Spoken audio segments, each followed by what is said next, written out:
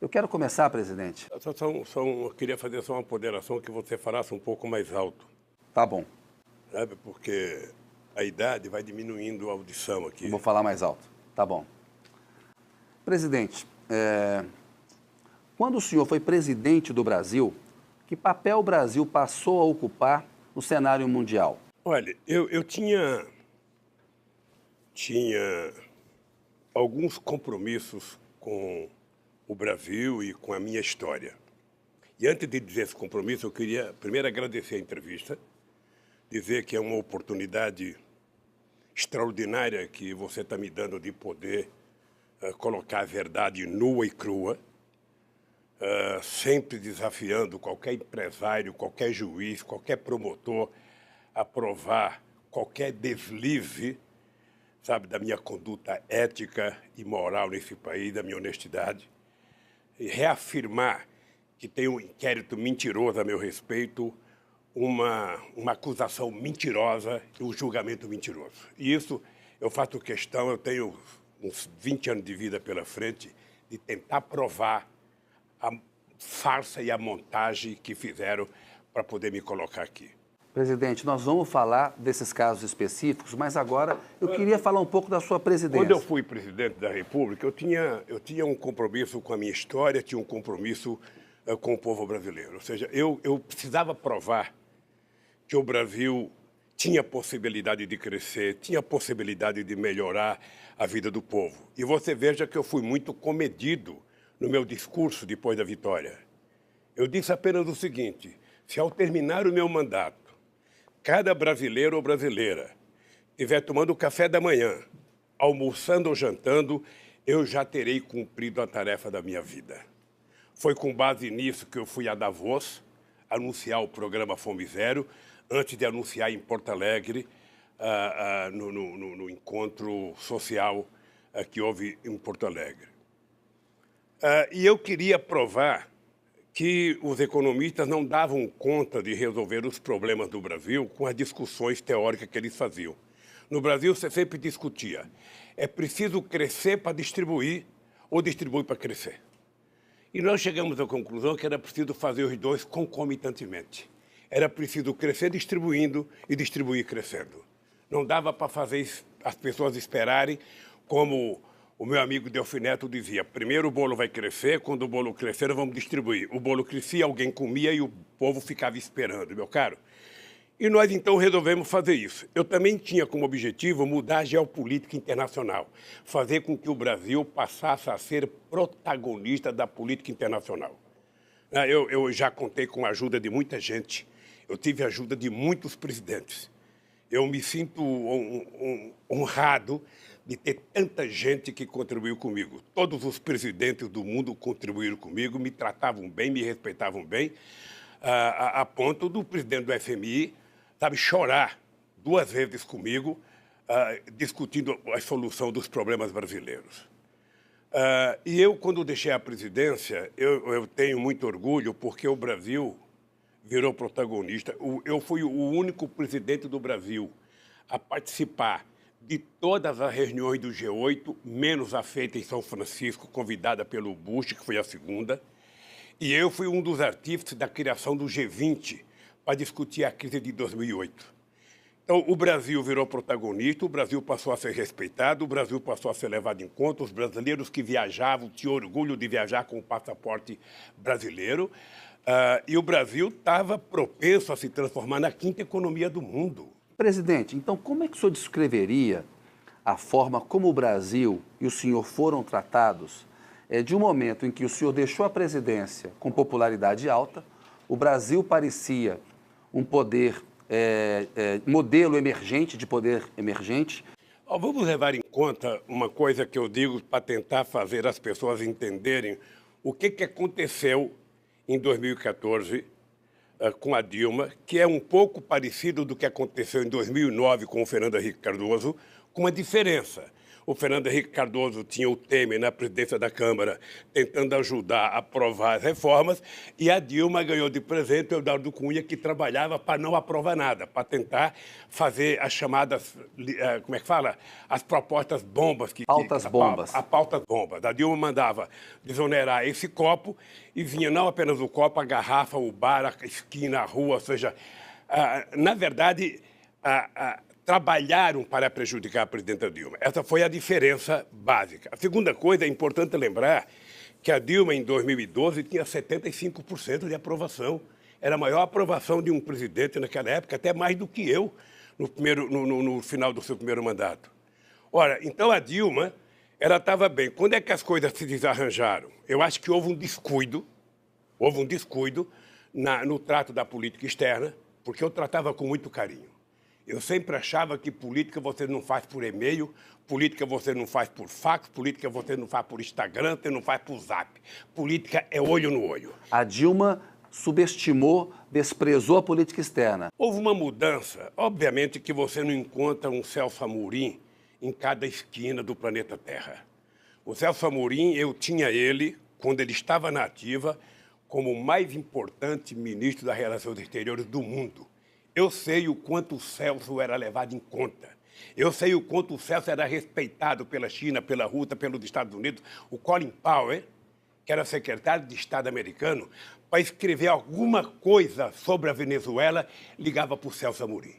Então, obviamente que a Dilma não teve o Celso Amorim, ela escolheu outro companheiro e não teve o mesmo resultado.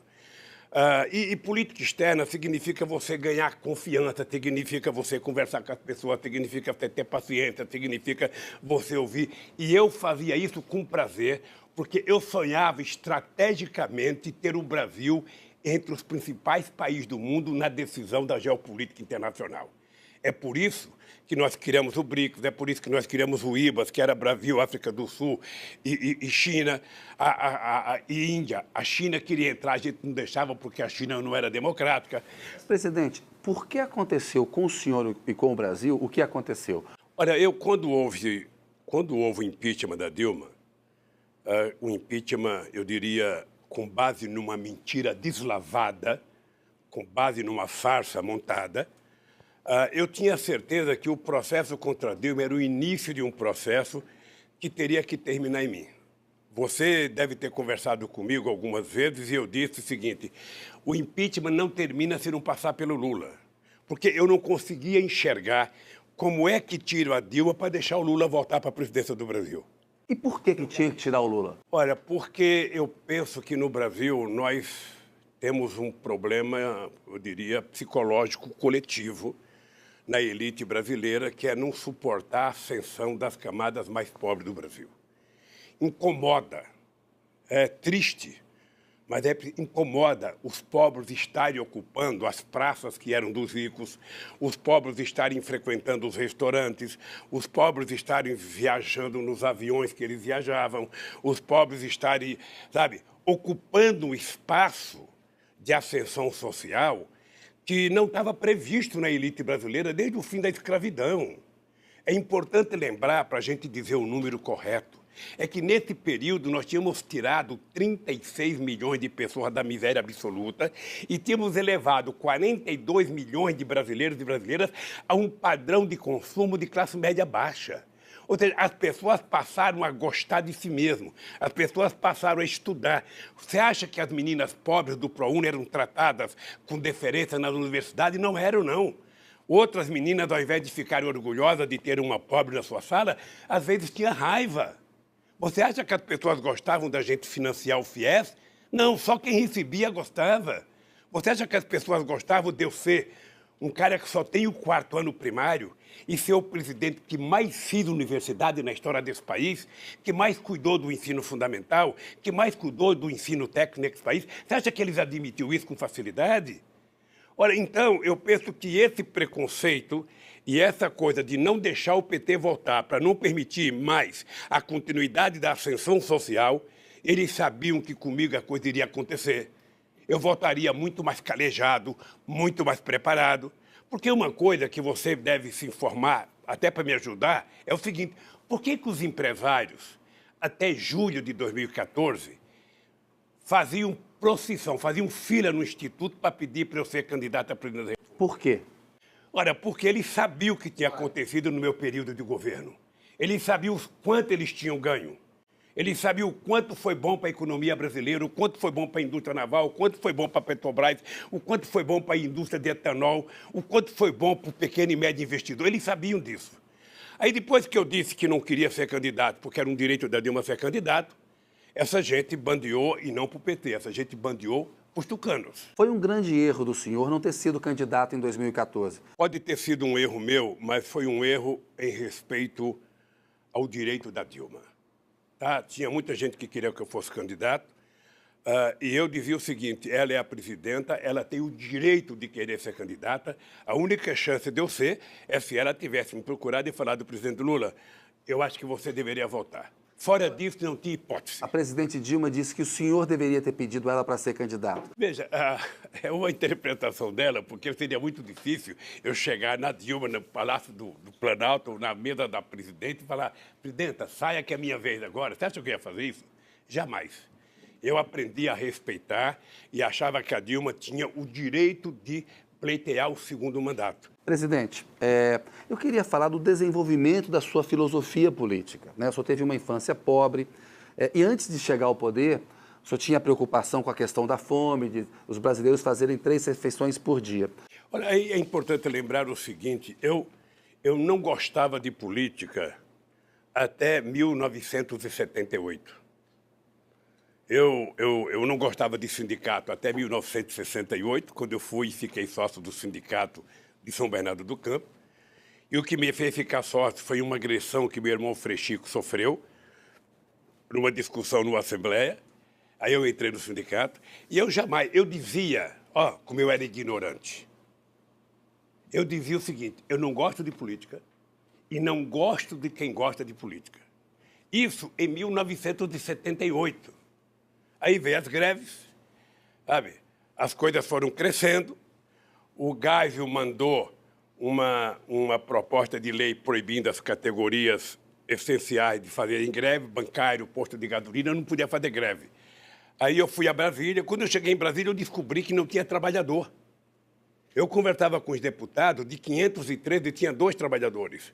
Benedito Marfilho, de Santo André, metalúrgico, e Aurélio Pérez, que era metalúrgico de São Paulo, só 2. Aí eu voltei para casa atenado, eu falei: como é possível eu querer, que a classe trabalhadora tenha direito, se a grande maioria que está lá não tem nada a ver com a classe trabalhadora? É isso que até hoje eu acho que os eleitores têm que perceber. Se o eleitor se lembrar de quem ele votou na última eleição, ele vai perceber por que eles querem fazer a destruição da Previdência Social. Aí, veja que absurdo. Eu que em junho dizia que não gostava de política e não gostava de quem gostava de política, em setembro estava fazendo campanha para o Fernando Henrique Cardoso ser candidato ao Senado, porque tinha sublegenda e ele disputava com o Franco Montoro. E a gente achava o Fernando Henrique Cardoso mais progressista, tinha voltado recém, acho que do Chile ou da França, sei lá onde que ele morava. E aí um grupo de sindicalistas procurou o Fernando Henrique Cardoso, fomos apoiar ele e fizemos com que o doutor Maurício, que era nosso advogado de São Bernardo, fosse o suplente do Fernando Henrique Cardoso. Ele perdeu até para o Cláudio Lema. Ele perdeu para o Montoro, mas o Cláudio Lema foi o segundo. E aí o Fernando Henrique Cardoso ficou até assumir. Quando ele assumiu, que o Montoro foi eleito governador em 82, o Fernando Henrique Cardoso mudou de posição e o PT já existia. Aí o senhor viu que era importante fazer um partido político? Eu cheguei à conclusão de que se nós quiséssemos mudar a história do Brasil, nós tínhamos que criar um partido político. Criar um partido político em que a classe trabalhadora dirigisse esse partido político, em que a classe trabalhadora, junto com outras pessoas, fizessem o programa desse partido. E aí foi importante porque a gente juntou não apenas o que tinha de melhor no movimento sindical, a gente juntou o que tinha de melhor na esquerda brasileira, o que tinha de melhor na intelectualidade, o que tinha de melhor na igreja, progressiva, sobretudo com o pessoal da teologia da libertação. E a gente juntou muitos estudantes e o PT virou, o maior partido de esquerda da América Latina. E aí, presidente, o que aconteceu com o Brasil, falando em termos de união nacional, coesão nacional e de mobilidade social durante o seu governo? Olha, eu duvido, eu não conheço que tenha tido na história do Brasil um governo mais plural do que o meu e mais participativo do ponto de vista da democracia. Eu tinha muitos ministros que não tinham nada a ver com o PT, muitos ministros, figuras importantes como Celso Amorim não era do PT, Da elite. como Furlan não era do PT, Miguel Jorge não era do PT, Márcio Tomás Bastos não era do PT. Tinha muita gente importante que não era do PT e fora os outros nomes. Ou seja, o que eu tinha preocupação? Eu não tinha sido eleito para governar para o PT, eu tinha sido eleito para governar para a sociedade brasileira. É por isso que eu dizia, eu vou governar para todos, agora as pessoas têm que saber que no meu governo nós temos um olhar preferencial para os mais pobres. E aí, presidente, foi um erro ter feito um governo de conciliação com as elites? Eu não acho que eu fiz um governo de conciliação. Na verdade, O senhor disse que todo mundo ganhou. isso é bom. Só não pode todo mundo ganhar no jogo de futebol, porque aí um tem que ganhar ou no mínimo empata. Mas veja, eu tinha um país esfacelado. Vamos lembrar, quando eu cheguei na eleição, na presidência da República, o Brasil era desacreditado a nível internacional. O Malan, todo ano, ia pedir dinheiro para fazer o fechamento do caixa. O Brasil devia ao FMI. O Brasil não tinha dinheiro para financiar as suas exportações. E o Brasil tinha uma dívida com o FMI. O que nós fizemos? Nós reconquistamos a credibilidade. O Brasil saiu de 60 bilhões de exportação para 480 bilhões de exportação. Não é pouca coisa. Nós criamos uma série de instrumentos e fez o Brasil ir ganhando confiança, e crescendo, e crescendo, e crescendo, e crescendo. E eu tinha certeza que o Brasil só ia crescer quando mais da metade da população começasse a consumir. E aquela ideia minha de que muito dinheiro na mão de pouca gente é concentração de renda. E pouco dinheiro na mão de muitos é distribuição de renda. E hoje a miséria está crescendo no Brasil. Foi com essa filosofia que eu resolvi governar o Brasil. Ou seja, se cada pobre comer 2 pãezinhos, tomar 2 cafezinhos, sabe? Se cada comprar um sapato, uma camisa, uma calça, um tijolo a mais, a economia começa a funcionar. Eu não esqueço nunca quando eu tomei a decisão de fazer o puxadinho, financiar puxadinho. O cara construiu um banheirinho a mais, o cara construiu uma garagem a mais, o cara construiu um quarto a mais, que na filosofia de quem é ministro da Fazenda é impensável pensar política assim. Porque essa política não ensina em Harvard. Essa política não ensina na Unicamp. Essa política não ensina na USP. Essa política a gente aprende sobrevivendo no dia a dia. É um erro o Bolsonaro delegar tanto poder ao Paulo Guedes, à equipe econômica? Depois eu vou falar do erro do Bolsonaro. Eu queria só completar essa coisa da política pequena. Ou seja, na medida em que nós colocamos milhões de pessoas a participar do processo, com o programa Luz para Todos, as pessoas não falam, Kennedy, mas foram 4 milhões de ligações envolvendo quase 15 milhões de pessoas que passaram a comprar televisão, a comprar geladeira, a comprar liquidificador, a comprar bomba d'água, sabe? A comprar casa de farinha. O PAA, que era para financiar a agricultura familiar, financiar o cara que produzia, sabe? Eram milhões e milhões de pessoas trabalhando. O Mais Alimento, quando veio a crise, que diziam que era porque a China estava consumindo tudo, nós criamos o programa Mais Alimento para financiar máquinas e implementos agrícolas e trator de até 80 cavalos. Foi esse programa que salvou a indústria automotiva do Brasil em 2008 e 2009, meu caro. Então, a bancarização no Brasil, você sabe quantas pessoas tiveram acesso a banco no meu governo? 70 milhões de pessoas. Sabe o que significa 70 milhões de pessoas? Argentina e Colômbia junto no sistema financeiro brasileiro. É 1/3 da população. Você vê uma pessoa catadora de papel, acabar de vender o papel e na Caixa Econômica Federal depositar o seu dinheiro. Para nós que temos conta bancária, eu não tenho agora porque o Moro bloqueou tudo, mas a pessoa sente um orgulho. Aquela conta bancária para aquela pessoa que depositou R$30 é de um orgulho. As pessoas choravam na porta da Caixa Econômica Federal. Então, o que ficou provado para mim? O que ficou provado para mim? Pobre não é problema. Pobre é solução quando você inclui ele e transforma ele em sujeito da história. Foi o que nós fizemos. Bem, Bolsonaro. Fale do Bolsonaro. Então, veja, eu não vou fazer o julgamento do Bolsonaro porque ele só tem 4 meses de mandato. Eu acho que ele tem um início de mandato extremamente desastroso. A impressão que eu tenho é que ele não sabe ler com cré. A impressão que eu tenho é que ele não tem noção das coisas que ele fala. Ele não conhece nada de política externa, ele não conhece nada de economia. Ele faz questão de mostrar que não conhece. Veja, e ele delegou ao Guedes para fazer a questão da economia. A questão da economia não é apenas uma questão econômica, a economia é uma questão política. O governo tem que decidir quem é que vai ser beneficiado, para quem que eu quero governar, quem é que precisa do Estado.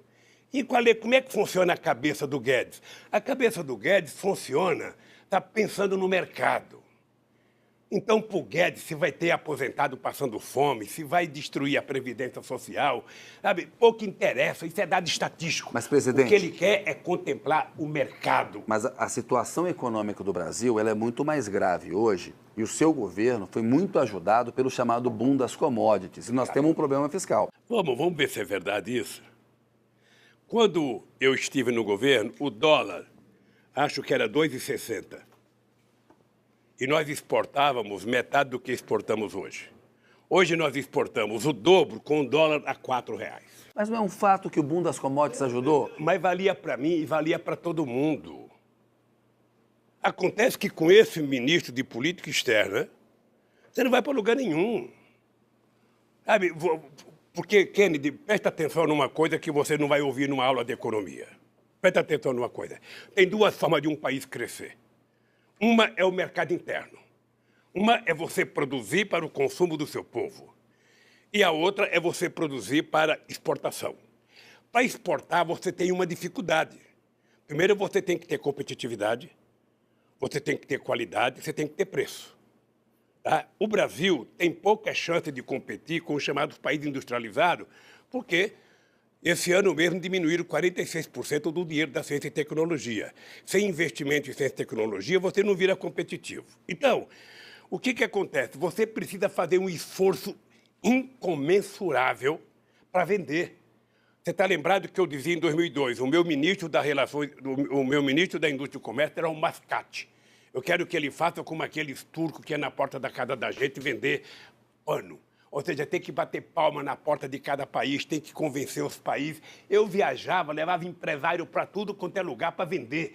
Vendia sapato, vendia roupa, vendia tudo. É assim, e é por isso que nós demos um crescimento extraordinário. É por isso que nós demos um crescimento. Agora, quando você tem um governo que começa a brigar com a China, que é o nosso maior parceiro comercial. Países árabes, Argentina. Atendendo aos interesses dos Estados Unidos. E os americanos por detrás ganham uma fatia do nosso mercado, vendendo 10 milhões de toneladas de soja para a China no nosso lugar. Quando a gente briga com o mundo árabe, quando a gente briga com o Mercosul, você vai vender para quem? Para os Estados Unidos? Os Estados Unidos não quer comprar soja do Brasil, não quer comprar milho do Brasil, não quer comprar carne do Brasil, porque eles produzem. E também não quer comprar produto manufaturado. É um erro essa política de alinhamento a Washington? Totalmente errado. O Brasil é um país grande. O Brasil precisa apenas aprender a se respeitar. O Brasil não tem que se alinhar nem a Washington, nem a Pequim, nem a Moscou, nem muito menos a Frankfurt. O Brasil tem que se apoiar, sabe, na sua soberania. O Brasil é um país que tem 210 milhões de habitantes, o país tem efetivamente, sabe, quase tudo o que precisa, tem um potencial intelectual extraordinário. O que o Brasil precisa é parar de ser mesquinho e tudo que você quer fazer para avançar a sociedade, aparece alguém para dizer, não pode, não tem dinheiro. Você sabe o que eu dizia para o meu pessoal? Gente, é o seguinte, vamos parar de discutir, sabe, que a gente não pode fazer as coisas e vamos discutir quanto custou ao Brasil não fazer as coisas na hora certa. Mas, presidente, hoje a relação entre a dívida pública e o PIB ela é muito alta. A tendência é crescer, porque a economia não cresce. Ora, como é que você diminui a dívida pública com relação ao PIB? É você crescendo. Na hora que você começa a crescer, você diminui a dívida. Na hora que você não investe e não cresce, a dívida aumenta. Agora, veja, quando o país tomou uma decisão absurda de vender todo o patrimônio construído ao longo da história para resolver a dívida pública, o que vai acontecer? Daqui a alguns meses ou daqui a um ano, a gente não tem mais patrimônio e a dívida continua. Porque para resolver a dívida tem que a economia crescer, o povo precisa consumir, o povo precisa comprar e o Brasil precisa vender lá fora mais. E para vender lá fora tem que ter gente vendendo. Ninguém compra do Brasil porque fulano de tal é presidente. Você tem que ir atrás. O governo Bolsonaro é capaz de fazer isso? Olha, eu não gosto de fazer julgamento, mas eu não acredito, obviamente, que ele tem 4 anos de mandato pela frente, mas eu não acredito, porque eu penso que ele fez uma opção pela mediocridade. Presidente, eu quero voltar um pouquinho, tem muitas perguntas para fazer. O quanto o senhor acha que foi importante para o Brasil ter sido escolhido para sediar a Copa do Mundo e as Olimpíadas? O que isso significou? Vamos separar as duas coisas, porque as Olimpíadas nós brigamos para conquistar. A Copa do Mundo foi uma decisão da FIFA, porque como ela tinha decidido fazer um rodízio nos continentes e tinha feito na África do Sul, e o Brasil, a última que tinha feito foi em 1950, o México já tinha feito 2, então a FIFA decidiu fazer no Mas Brasil. são eventos globais, né? Estou falando, mas é que não houve uma briga do Brasil para fazer, veio para o Brasil de graça. E eu achava importante, achava extremamente importante e achava as Olimpíadas extremamente importantes e por isso nós brigamos para as Olimpíadas. Toda vez que eu vejo alguém falar mal das Olimpíadas, eu queria lembrar o que aconteceu no dia que foi anunciado o Rio de Janeiro, sabe, no Brasil. O que aconteceu em Copacabana. Porque para o povo do Rio de Janeiro foi a festa mais extraordinária, foi no dia que a gente conquistou as Olimpíadas. E aí houve um processo de destruição da Copa do Mundo. Eu acho que até influenciou nos jogadores, porque quando chegou 2014, o clima era um clima de guerra. Como você é um jornalista de muita competência, eu queria te pedir para você fazer algumas coisas para investigar. Tá? Houve um processo de tentativa de destruição quando se levantou 2 teses, que o dinheiro, sabe, do país estava sendo gasto na Copa do Mundo, que tinha muita corrupção e que os estádios no Brasil custavam o triplo do que custava em qualquer lugar do mundo, ou seja, criou-se uma unanimidade de desconfiança. Eu estou te dizendo isso porque o Itaú era patrocinador. Eu chamei o Roberto Setúbal e os diretores dele para conversar como é que eles estavam tratando a Copa do Mundo sem fazer a publicidade para convencer a sociedade a aceitar a Copa do Mundo. Chamei a Ambev para conversar, sabe? Estão destruindo a Copa do Mundo e vocês são patrocinador? Vocês não fazem nada. Chamei o João Roberto Marinho para conversar sobre a Copa do Mundo. Você é a emissora que vai transmitir. O que vocês estão fazendo? Conversei com a Dilma de que era preciso recuperar a Copa do Mundo, porque era só corrupção, só corrupção. Inventou-se a ideia do padrão FIFA e tudo era padrão FIFA, padrão FIFA. Chamei uma pessoa que você deve conhecer chamada Valmir Campelo. Era ministro do Tribunal de Contas da União. Ele foi designado pelo Tribunal de Contas para acompanhar todos os estádios da Copa do Mundo. E eu falei, Valmir, eu gostaria de saber o seguinte, tem corrupção em algum estádio? Tem um relatório final no Tribunal de Contas da União. Ele dizia, não tem. Não peguei corrupção em nenhum estádio. Teve um probleminha no Rio de Janeiro, que numa reunião com as empresas e com o governador foi resolvido. Isso é um dado do Tribunal de Contas da União. Presidente Lula, foram oportunidades perdidas? Eu acho que foi. Eu acho que foi. Sabe, você tem um evento como a Copa do Mundo, em que você poderia vender as coisas boas que esse país tinha, e você passou a vender desgraça nesse país, aquela cena da vaia da Dilma na abertura da Copa do Mundo, eu, sinceramente, jamais imaginei que setores da classe média, porque não era trabalhador, ali não tinha trabalhador na entrada da Copa do Mundo, até porque não podia pagar. Muitos eram chamados de coxinhas. Não, e eu acho que teve muito ingresso dado por empresa, sabe? Você vê, eu não fui convidado para a Copa do Mundo. Você acredita que eu não fui convidado para a Copa do Mundo?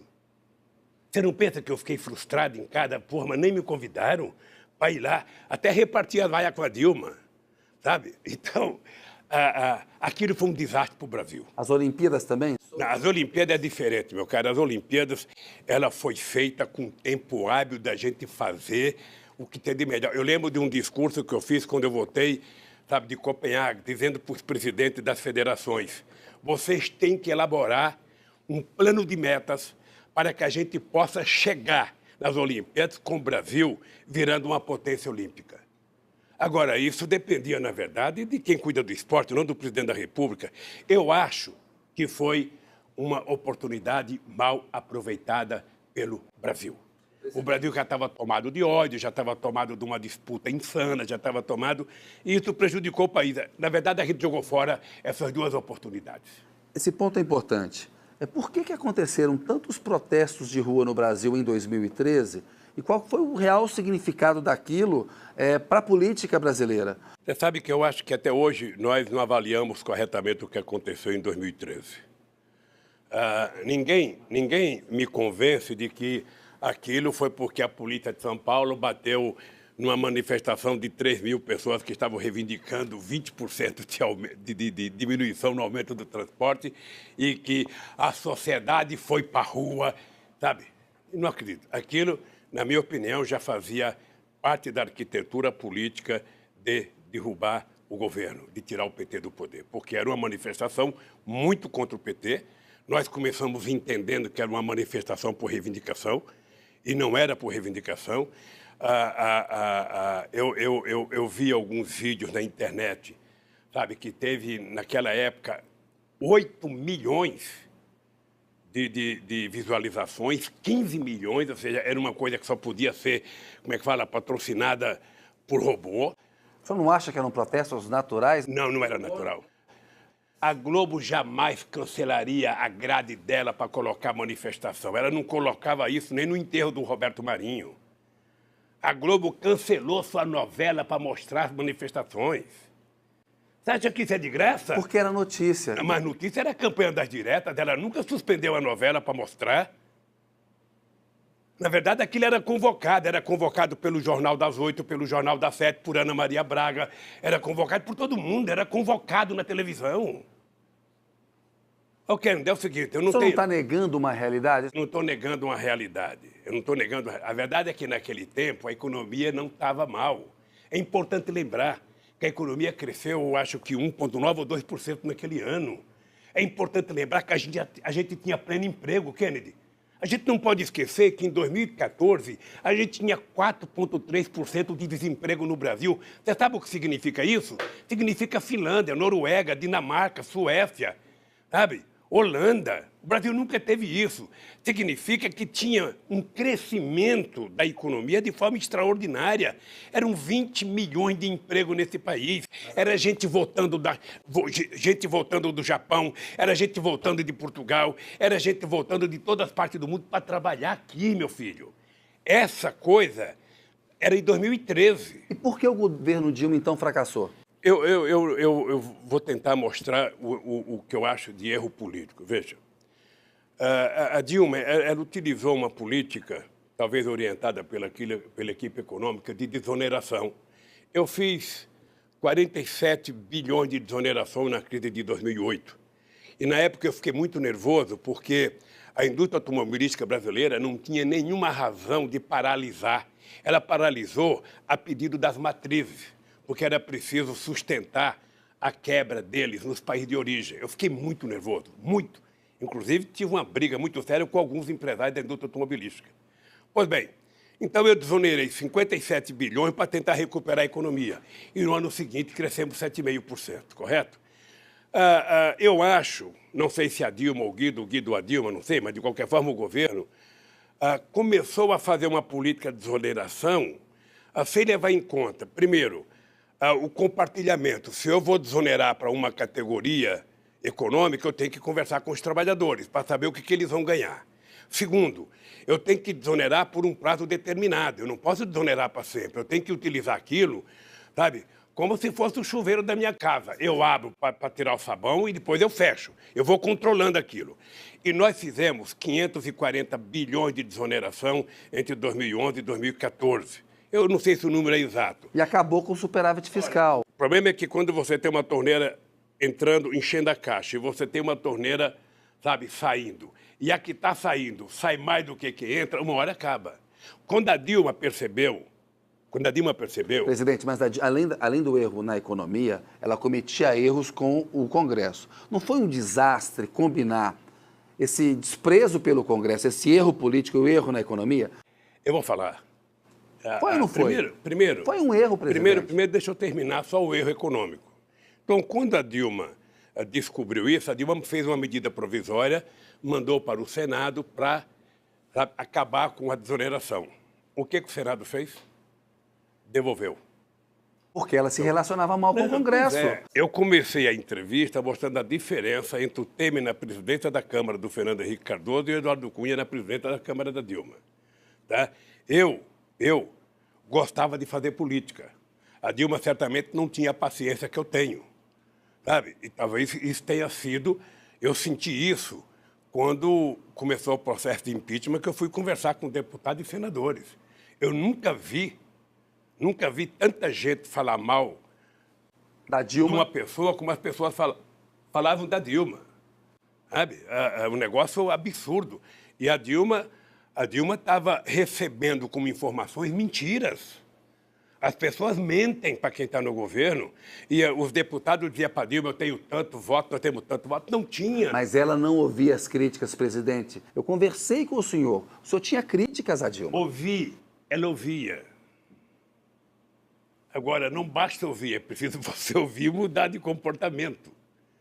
A Dilma é uma pessoa que eu tenho um apreço excepcional. Ela é de convicção muito forte. Ela, às vezes, acha, sabe, que o medo é que vai fazer as pessoas obedecerem. Uma vez eu falei para a Dilma, você tem que aprender a diferença entre um líder, sabe, e alguém que governa por medo. Ou seja, o cara que tem medo, ele não faz as coisas. O cara faz as coisas se ele tiver prazer. A arte de governar, eu nunca disse na minha vida. Você sabe com quem você está falando? Nunca falei. Não faz parte da minha vida. Eu, de vez em quando, brigava com meus ministros, porque eles iam ler o documento e eles falavam assim, o presidente Lula determinou. Falava, peraí, eu não determinei nada, eu pedi. O que você gosta de determinar para mostrar autoridade? Autoridade a gente conquista. E o carinho vale muito mais do que uma bronca. Sabe? E graças a Deus eu aprendi a fazer isso muito bem. A Dilma não tinha a mesma paciência que eu. Acho que nem sempre. Eu era contra, por exemplo, a Dilma levar o Padilha para o Ministério da Fazenda, para a área da saúde. Eu era favorável que o Padilha ficasse na organização política, que não tinha ninguém melhor do que ele ali. O senhor indicou o Trabuco do Bradesco e a Dilma e o Mercadante optaram pelo Levi. Não, eu não indiquei, porque não passa mal a ideia que eu fui conversar com a Dilma. O senhor indicou? Depois da segunda eleição. O senhor sugeriu? Deixa eu dizer uma coisa para você. O senhor sugeriu ou não sugeriu? Deixa eu dizer, posso dizer? Por favor. Então, deixa eu dizer uma coisa para você. Quando a Dilma ganhou o segundo mandato, eu fiquei muito assustado, porque eu estava no dia da apuração no Palácio do Alvorada, assistindo a apuração. E quando terminou a apuração, que deu a vitória da Dilma, eu senti no olhar da Dilma, no semblante da Dilma, e eu não sei se eu posso falar isso aqui, mas é o que eu sinto. Eu senti que a Dilma não estava satisfeita por ter ganho. Eu lembro que ela estava olhando para fora, olhando para o infinito. Eu encostei, ela falou assim para mim, presidente, eu nunca mais participo de um debate. E é engraçado, porque intelectualmente a Dilma conhecia o Brasil na palma da mão. Conhecia o Brasil na palma da mão. Portanto, a Dilma não tinha que ter medo, ela não tinha que ler nada. Ela praticamente escrevia um livro cada debate. Mas ela não era uma boa política, então, presidente? Eu fui convidado para ir ao Palácio do Torto, aí a Chácara do Torto, conversar com ela sobre o governo. E eu fui dizer para ela o que eu estava pensando que ela deveria fazer. Eu fui dizer para ela que ela deveria renovar o governo antes do final do ano, não deveria esperar. Eu fui dizer para ela que seria importante que ela colocasse pessoas que conversassem melhor com o Congresso Nacional. Sabe? Não posso ficar citando nomes, mas um nome que eu sugeri para ela era que o Jacques Wagner fosse para a Casa Civil, porque o Jacques Wagner é todo cheio de jogo de cintura. Trabuco na Fazenda. Eu fui conversar com ela porque o Trabuco tinha sido o cara que mais defendia o governo dela. Tem vários discursos do Trabuco defendendo ela. Ela disse que ia conversar com o Trabuco, que ela ia não sei para onde, na volta ia passar e ia conversar com o Trabuco. Aí, de repente, ela volta e eu vejo pelo jornal que ela chamou o Levi. ela não me comunicou que tinha chamado o Levi. Ou seja, realmente, eu sabia o que ela pensava do Levi, porque o Levi trabalhava no Ministério da Fazenda, e eu não entendi ela chamar o Levi. Eu não entendi. Você se decepcionou? Não, ele não iria para o meu governo, mas ela chamou, deve ter alguma razão. Porque no regime presidencialista, as pessoas... espero que esteja certo. Eu acho que não deu certo, ele não respeitava ela. As informações que eu tenho do governo é que ele era sarcástico na relação com ela. E uma pessoa cheia de autoafirmação como a Dilma, na hora que, sabe, o carro começa a derrapar, nem sempre tem a tranquilidade de parar e falar, peraí, vamos parar, vamos ouvir, vamos conversar. Eu, por exemplo, nas minhas reuniões presidenciais, eu nunca comecei uma reunião falando. Eu convocava a reunião, sentava lá 10, 12 pessoas em volta da mesa, eu dizia, o problema é esse. Aberta a palavra, fala Kennedy. E falava todo mundo, quando todo mundo falava, aí eu falava. Sabe, se você é o presidente e você começa falando, você não deixa mais ninguém falar, acabou. Ninguém vai falar para contrariar o presidente da República. Então, tem estilos diferenciados. Eu, às vezes, lamento de não ter sido mais incisivo com a Dilma para fazer algumas coisas, mas é que quem está de fora também tem que ter muito cuidado, porque eu, na verdade, sabe, fiz questão, e a Dilma é testemunha disso, de deixar a Dilma governar do jeito que ela queria, como ela queria, e levar as pessoas que ela queria para o governo. Presidente, para muitos brasileiros, a corrupção é o maior problema, né, do país. O senhor presidiu o Brasil durante 8 anos, tem uma carreira política. Qual que é o peso real da corrupção para impedir o progresso do Brasil? Eu acho que a corrupção tem um peso, mas não é o peso a ponto de atrapalhar o crescimento da economia no Brasil. Sabe, o que atrapalha o crescimento da economia do Brasil é que o Brasil nunca pensou efetivamente em se desenvolver. O Brasil se contentou em ser o que é, um país para 35 milhões, e o restante que seja número estatístico. É importante lembrar, no meu governo foi o único momento em que a gente resolveu governar o Brasil para 100% do povo brasileiro. É importante lembrar que todos os instrumentos de combate à corrupção nesse país foi feito nos 8 anos e nos 4 anos da Dilma. Tudo que nós fizemos. Até a lei da transparência, que você, como jornalista, deve ter ficado muito satisfeito porque você tinha acesso a qualquer coisa, agora acabou. Imagina se no meu governo o Queiroz estaria desaparecido. Imagina. Eu não vejo a imprensa cobrar o Queiroz mais. Mas o que tem que ser cobrado do Queiroz? Não, cobrado do Queiroz não, ele tem que prestar julgamento, ele foi denunciado. Ele foi acusado. O que eu quero é que esse cidadão seja investigado. O senhor falou que há 2 pesos e 2 medidas em relação ao Queiroz, que é suspeito, né, de montar um esquema ali no qual o filho do presidente Jair Bolsonaro ficaria com parte de salários de deputados. Veja, eu primeiro não digo antecipadamente que o Queiroz é culpado. Tá? O que eu quero dizer, a diferença é o seguinte, é que eu, ex-presidente da República, sofri uma coerção. A Polícia Federal foi na minha casa, entrou na minha casa, levantou o meu colchão, abriu minha televisão, abriu o fogão para investigar a minha casa, tá? Sem nenhum critério. Eu nunca tinha sido convidado para prestar um depoimento. E quando acontece com o Queiroz, ele primeiro se recusa a ir. Depois faz por escrito um depoimento. Estou mostrando a diferença. Segundo, no meu julgamento, qual é o crime que eu cometi? É um fato indeterminado. O seu Moro, sabe, reconhece que não tem dinheiro da Petrobras, o seu Moro reconhece que o apartamento não é meu, mas ele precisava me condenar. Deixa eu chegar aí para concluir. A mesma coisa é na acusação. O Dallagnol, depois de passar... O Dallagnol, eu falo Dallagnol, não é Dallagnol. Depois de ele fazer 1h30 de hipocrisia, sabe, para a mídia brasileira, ele fala, não me peçam provas. Eu só tenho convicção. E por conta disso eu estou aqui, meu filho. A acusação do apartamento é a seguinte, que o senhor foi julgado culpado de aceitar 3,7 milhões de reais em propinas, o que dá US$ 1.200.000, na forma de melhorias num apartamento que estava sendo construído pela Petrobras e que o juiz Moro diz que é do senhor, que supostamente é do senhor, o senhor nega isso. O senhor aceita a culpa nesse caso? Olha, se ele tivesse dito que o apartamento era meu, quem sabe eu até tivesse um outro comportamento. Acontece que depois de fazer a investigação, ele descobriu algumas coisas.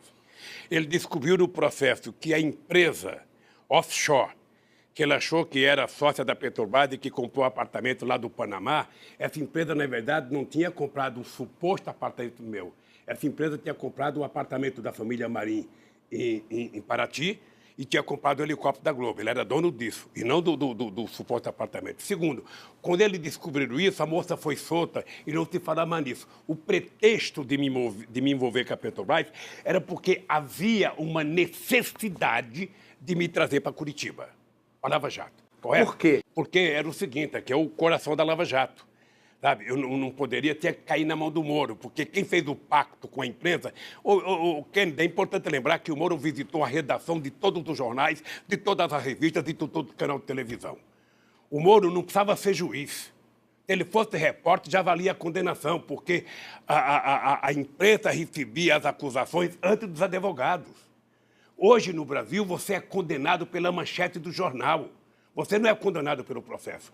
Eu duvido que você encontre na sentença do Moro uma afirmação de que tem dinheiro da Petrobras. Eu duvido que você encontre uma afirmação de que o apartamento é meu. Por que você acha que eu fico bravo? É porque eu não vou morrer antes de provar que o Moro é mentiroso. Não vou morrer antes de provar que o Dallagnol é mentiroso. Não vou morrer antes de provar que o inquérito contra mim é mentiroso, que a juíza que deu a sentença mentiu a meu respeito, que o TRF4 mentiu a meu respeito. Por que você acha que eu estou aqui? Por que você acha que eu não troco a minha dignidade pela minha liberdade? Porque de vez em quando a pessoa fala, mas agora eu fui julgado lá, você já tem a tal da detração, você já pode sair. Obviamente que quando meus advogados dizem, Lula, você pode sair, eu vou sair. Só sairei daqui. Se qualquer coisa que tiver que tomar decisão, não impedir de eu continuar brigando pela minha inocência. A questão da detração, presidente, é um direito que o senhor tem, porque o senhor já teria menos de 8 anos de pena e no regime brasileiro você pode ir para um semiaberto, como não há vagas, o senhor poderia sair para trabalhar durante o dia e voltar para casa. O senhor vai pedir a detração penal? Olha, eu só pedirei o dia que meus advogados, Cristiano e o Batóquio, disseram para mim, presidente Lula, o senhor pode pedir, que se o senhor pedir, o senhor pode continuar a sua briga pela sua inocência. Os advogados já dizem isso. Os meus advogados não disseram. Hoje vou ter uma reunião com o Cristiano hoje, que eu quero entender bem isso. Tem muita gente dando palpite, mas... Então vamos ser claros aqui. Se os advogados disserem que o senhor pode pedir esse direito, e isso significar que o senhor pode continuar dizendo que é inocente, o senhor vai pedir? Não é só dizendo não. Eu quero continuar provando a minha inocência. Aí eu posso pedir. Olha, se os advogados disserem para mim, Lula, você pode pedir a detração e você vai continuar brigando pela sua inocência, do mesmo jeito que você está, eu não tenho nenhum problema de pedir, porque eu quero sair daqui. O senhor vai pedir ou não vai pedir? Não, eu posso pedir. Pode ou vai? Posso pedir se eles me garantirem que eu posso continuar me defendendo. Então, mas seja claro, presidente, se eles disserem, o senhor vai pedir? Peço, eu quero ir para casa. Agora, se eu tiver que abrir mão de continuar a briga pela minha defesa, eu não tenho nenhum problema de ficar aqui. O senhor falou do juiz Sérgio Moro, nós fizemos um documentário, What Happened to Brazil, que em português se chama Brasil em Transe. E o Moro nos respondeu, até agradeço a carta que o senhor nos enviou por meio do seu advogado Cristiano Zanin, porque nós tentamos entrevistar o senhor. Essa entrevista era para ter sido feita há muito tempo. E estamos fazendo até hoje, que é no dia da liberdade de imprensa. O juiz Sérgio Moro disse ao documentário, presidente, o ex-presidente Lula foi condenado por ser um mentor do escândalo da Petrobras. Cerca de 2 bilhões de dólares foram pagos em propinas, usando contratos da Petrobras durante a sua presidência. O apartamento faz parte de propinas que foram direcionadas para o seu benefício pessoal. O Moro está certo? Você sabe qual é a desgraça da mentira? É que quem conta a primeira é obrigado a continuar mentindo a vida inteira para poder sustentar a mentira. Eu vou dizer para você, o Moro mente com relação ao meu processo. O Dallagnol mente. Porque se eles tivessem alguma prova contra mim, eles mostravam como é que o Moro me condena por um crime indeterminado. Como é que o Dallagnol pede a minha condenação por convicção? As pessoas têm que ter prova. A pessoa tem que ter prova. Aliás, a Justiça de São Paulo, essa semana, deu ganho de causa para a dona Marisa no apartamento do Guarujá. O verdadeiro apartamento que ela comprou, as cotas que ela pagou, que ninguém tinha devolvido para a gente, entramos com um processo e a gente ganhou na Justiça de São Paulo o apartamento. Então a dona Marisa ganhou. Depois eu vou mandar dar a sentença para você saber, porque eu não sei, Kennedy, quando é que vai haver a retratação. Mas eu não quero morrer sem essa gente pedir desculpa ao Brasil pelo que fizeram. Eu quero ouvir o senhor sobre coisas históricas que têm a ver com o que aconteceu no Brasil. Quero saber por que o senhor concordou em ser ministro da Casa Civil da Dilma e se havia ali uma intenção de evitar ser processado pelo Moro. Eu aceitei ser ministro da Dilma à meia-noite, quando o Jacques Wagner e o Ricardo Berzoino disseram que se eu não aceitasse, sabe, não tinha solução. Eu disse para a Dilma, bom, para mim aceitar ser ministro, é preciso então a gente rediscutir a política econômica. Não tinha solução, evitar o impeachment. Eles achavam que eu evitaria o impeachment. Eu, conscientemente, não achava nenhuma vantagem ter ido para o governo naquela altura do acontecimento. Sabe? Ninguém entra num carro, sabe, a alta velocidade para conseguir controlar o carro. Agora, em função de um apelo feito pelo Jacques Wagner e pelo companheiro Ricardo Berzoino, eu aceitei desde que a gente mudasse a política econômica. Marcou-se uma reunião no dia seguinte, às 11 horas da manhã, com o Nelson Barbosa, fizemos uma discussão, eu falei para a Dilma, tudo bem, então vamos fazer o jogo. Sabe, se eu tivesse preocupação de ser julgado e de estar aqui, eu não estaria no Brasil, Kennedy. Eu estou aqui porque eu quero estar aqui. Sabe, eu estou aqui porque eu tomei a decisão de que eu quero ficar no Brasil, sabe, não tem problema de prisão, posso ficar aqui 1 ano, 2 anos, 3 anos, eu vou desmascarar o Moro e vou desmascarar esse pessoal da Força Tarefa Lava Jato, que agora me condena dizendo que tinha um negócio da Petrobras e agora eles fazem um acordo com a Petrobras e com os americanos para pegarem 2,5 bilhões de reais para fazer uma fundaçãozinha para o Dallagnol dirigir, para cuidar da educação. E mais 6 bilhões e 800 milhões da Odebrecht. A coisa é tão grave, Kennedy, é tão grave, que o Jacob Itá fez uma carta contando a história da chácara. O Moro não aceitou colocar no processo. O Vacari fez uma carta desmentindo o Léo. O Moro não aceitou no processo. Tem um brasileiro da Odebrecht, Tacla Duran, na Espanha, sabe? Que o Moro não aceita, com o argumento de que ele é bandido, eu não converso com bandido. Ora, você conversa com um cara que vai te denunciar.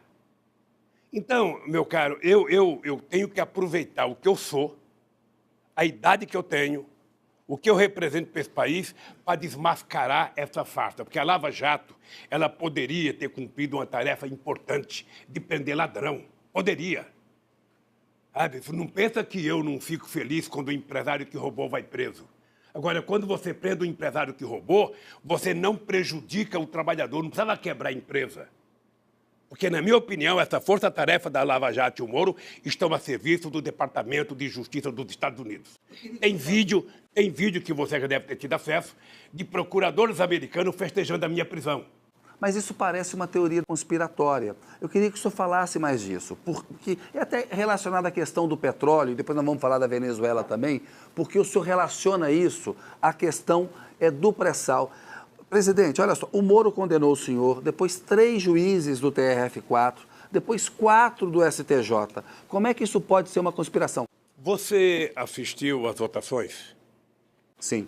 Se você assistir à votação, você vai perceber em que nenhuma das votações foi discutido o mérito do processo. Em nenhuma das votações. Eu acho que as votações, a última que foi no STF... Os juízes dizem que tem um conjunto de provas, de evidências. A única coisa que eu estou é desafiando a prova. Alguém tem que mostrar.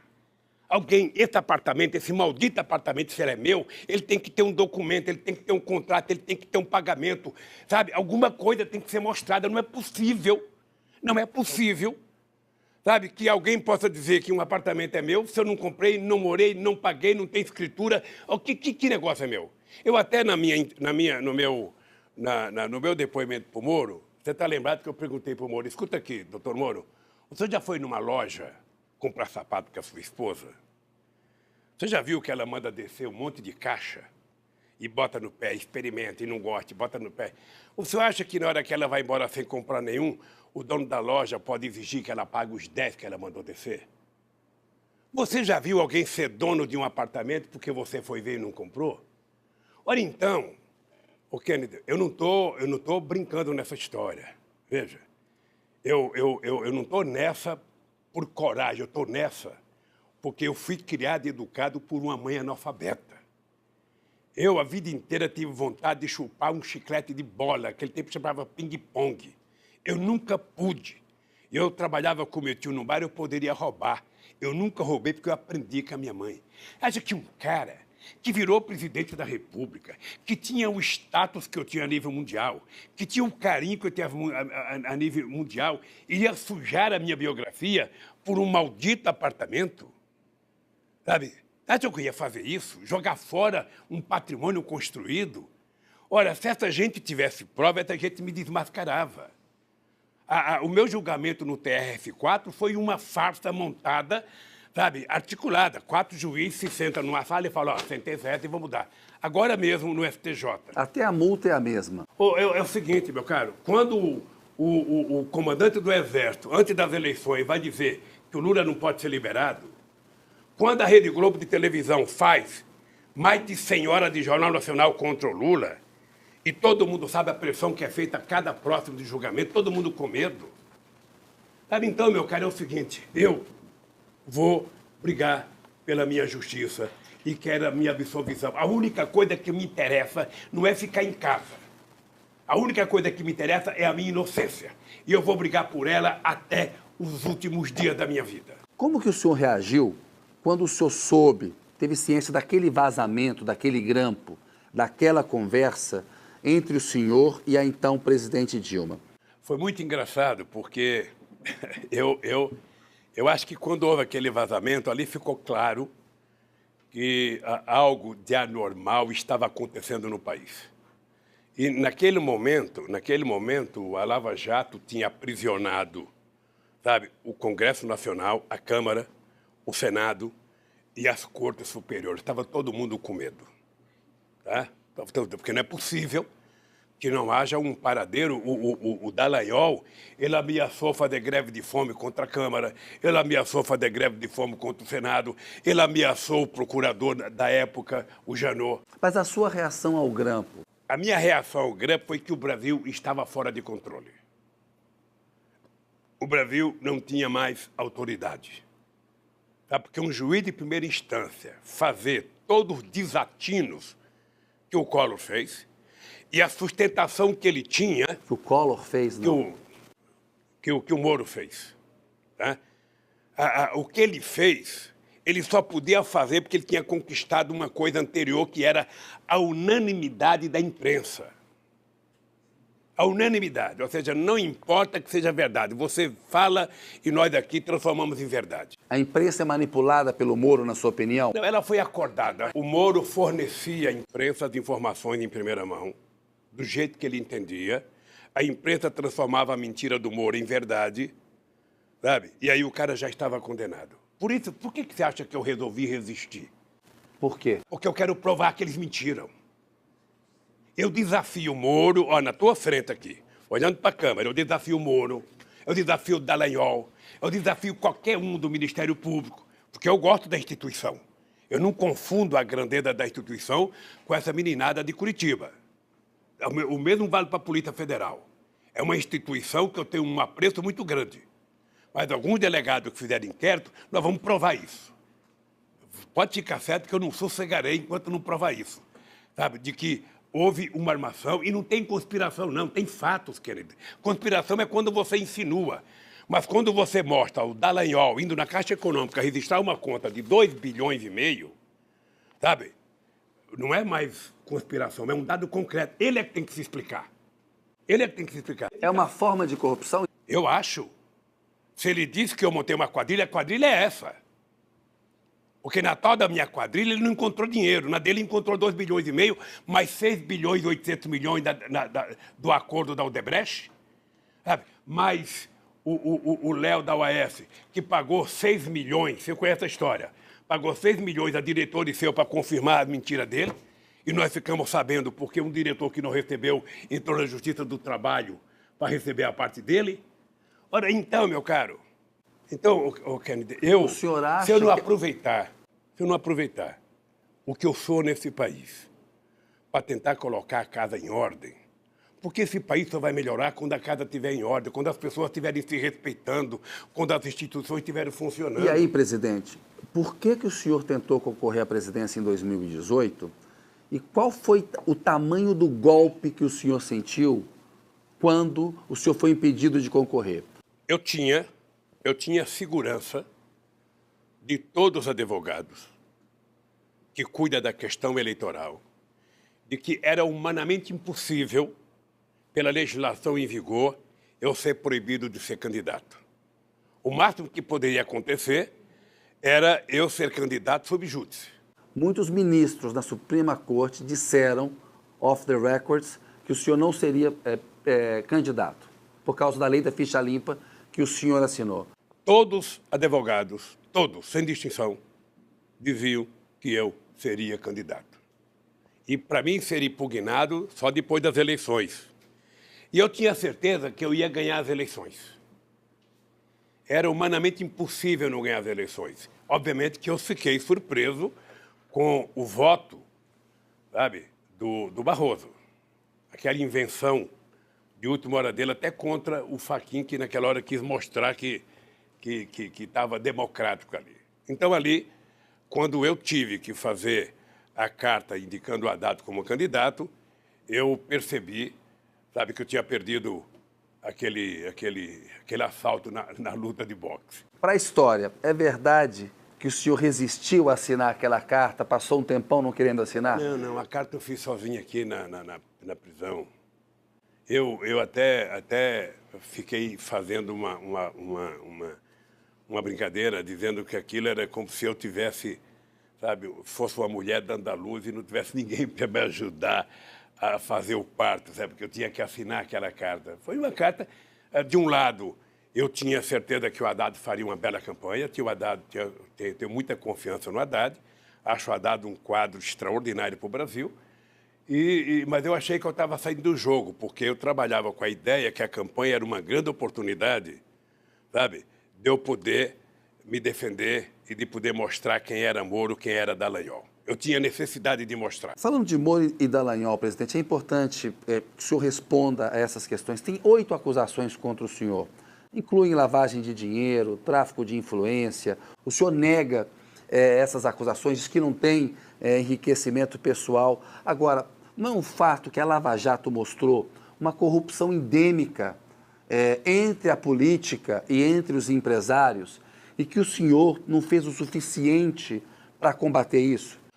Querida, eu acho que várias operações que a Polícia Federal fez já no meu período de governo, era tudo incentivada pelo meu governo, pelo Márcio Tomás Bastos e depois pelo Tarso Genro. A ordem era apurar contra quem quisesse. Você está lembrado, você estava na Índia comigo, você era jornalista, não sei se naquela época da Folha de São Paulo. Folha de São Paulo. Quando eu recebi uma informação que ia na casa do meu irmão Vavá. Tá? E eu fiz questão de dizer, deixem ir, eu quero que vá. E foram na casa do Vavá, porque eu tinha consciência de que meu irmão era um coitado de um trabalhador que jamais teria cometido um delito qualquer. E foram na casa do Vavá. Invadiram a casa do Vavá. Eu depois fiquei pensando em até, sabe, chamar o diretor da Polícia Federal e punir alguns da gente. Eu falei, não, vamos deixar, eu não vou aproveitar do meu cargo, não. O que é importante é a inocência do meu irmão. E você está lembrado que eu era favorável a apurar. Foi no nosso governo que nós fizemos a lei da transparência, para apurar qualquer coisa. Lei da delação premiada. Fizemos tudo. Nós não queremos que esse país continue tendo corrupção. O que aconteceu de grave é que a Lava Jato foi transformada num partido político. Foi transformada num partido político. O comportamento do Moro era de um cara... É só pegar a quantidade de vezes que, nesse processo todo, as pessoas trabalharam apoiando o Aécio contra Dilma, apoiando o Bolsonaro contra Dilma. Então, como eu não quero ficar no diz que disse, eu vou brigar. Eu quero o seguinte, eu só quero que eles mostrem uma prova. A hora que eles mostrarem uma prova, sabe? Uma prova, não precisa ser duas, uma só. Sabe, que eu cometi um crime, eu me calo. Tem uma discussão criminal e tem uma discussão ética. Na entrevista que o senhor deu à Folha de São Paulo e ao El País, na questão do sítio, o senhor diz que não cometeu crime, mas cometeu um erro de ter frequentado o sítio que alguém pediu que a OAS e a Odebrecht reformassem. Aí o senhor falou, poderia até ser uma discussão ética, né, sobre troca de favores. O senhor admite um erro ético e quem pediu para reformar o sítio? Kennedy, eu disse esse negócio da ética porque primeiro a imprensa começou a dizer que eu tinha uma chácara. Eu dizia que não era minha. A imprensa dizia que eu tinha uma chácara. Aí, quando se apresentou o dono da chácara, se apresentou o chefe administrativo, se apresentou o Fernando Bittar, se apresentou o Jacob Bittar, aí começaram a dizer, bom, a chácara não é dele, mas ele utiliza. Então, eu comecei a ser condenado por ele utilizou.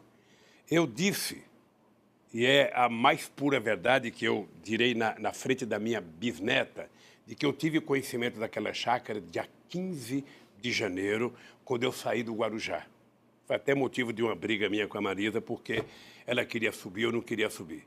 Então, eu fiquei sabendo que o Jacob Bittar tinha pedido para o Fernando comprar aquela chácara, que era para ter um lugar para mim descansar quando quisesse ir, e colocar algumas tralhas, sabe, que eu quisesse colocar. Não foi um erro, presidente, ter aceito esses favores da OAS e da Odebrecht? Aí é outra história. Mas não é um erro ético? Aí é outra, pode ter sido um erro. Aí uma outra história que vem a saber depois da reforma. Tá? É um outro erro. Tá? De qualquer forma, como não era minha, e eu podia ter comprado. Sabe, era uma chácara que custou na época R$500 mil, eu poderia ter comprado. Eu poderia ter comprado 2 ou 3 apartamentos daqueles. Você percebe? Então, o que eu quero provar é que, até agora, nenhum inquérito meu, nenhum, e talvez apareça mais, eu duvido, cobro da Polícia Federal, cobro do Ministério Público, cobro, aprovar um indício de alguma coisa. Eu tenho que ter $1 numa conta minha, eu tenho que ter uma conta no banco, eu tenho que ter um cheque, eu tenho que ter alguma coisa. Não dá para ser a delação de um picareta qualquer. Sabe? Porque só delata quem roubou.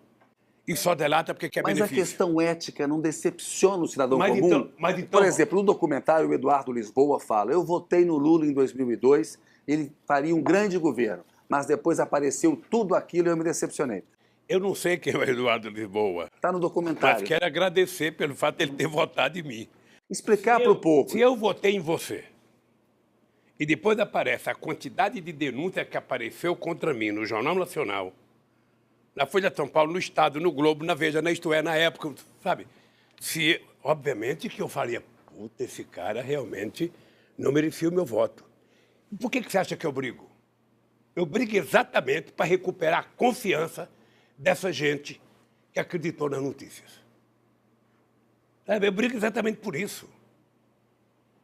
Se o cara quiser falar, Lula, então você não deveria ter ido na chácara, sabe? Poderia ter ido na chácara, mas fui, porque o Jacob Bittar é meu amigo de 45 anos. É fundador do PT, foi secretário-geral do PT, é meu companheiro, é meu irmão, sabe? Então, eu não aceito ser criminalizado por isso. Então, o que eu quero é só isso. O mal que eles fizeram já está feito. Agora, eu quero provar, sabe, que quem deveria estar preso eram eles, que mentiram a este país e destruíram milhões de empregos nesse país. A serviço de quem? De quem? Isso eu quero saber. Eu quero saber, porque quando você vê um vídeo de procuradores americanos junto com o Moro festejando a minha prisão, dizendo que participaram ativamente para chegar aonde chegar no meu processo, eu quero saber. E tem a ver com a questão do pré-sal? Se eu puder recomendar para você, eu não sei o nome, mas tem um livro chamado Petróleo, que se você puder, nas suas horas vagas, ler, você vai saber que desde 1860 ou 1859, que 90% dos conflitos que acontecem no mundo se deve exatamente ao petróleo. E normalmente provocado pelos Estados Unidos.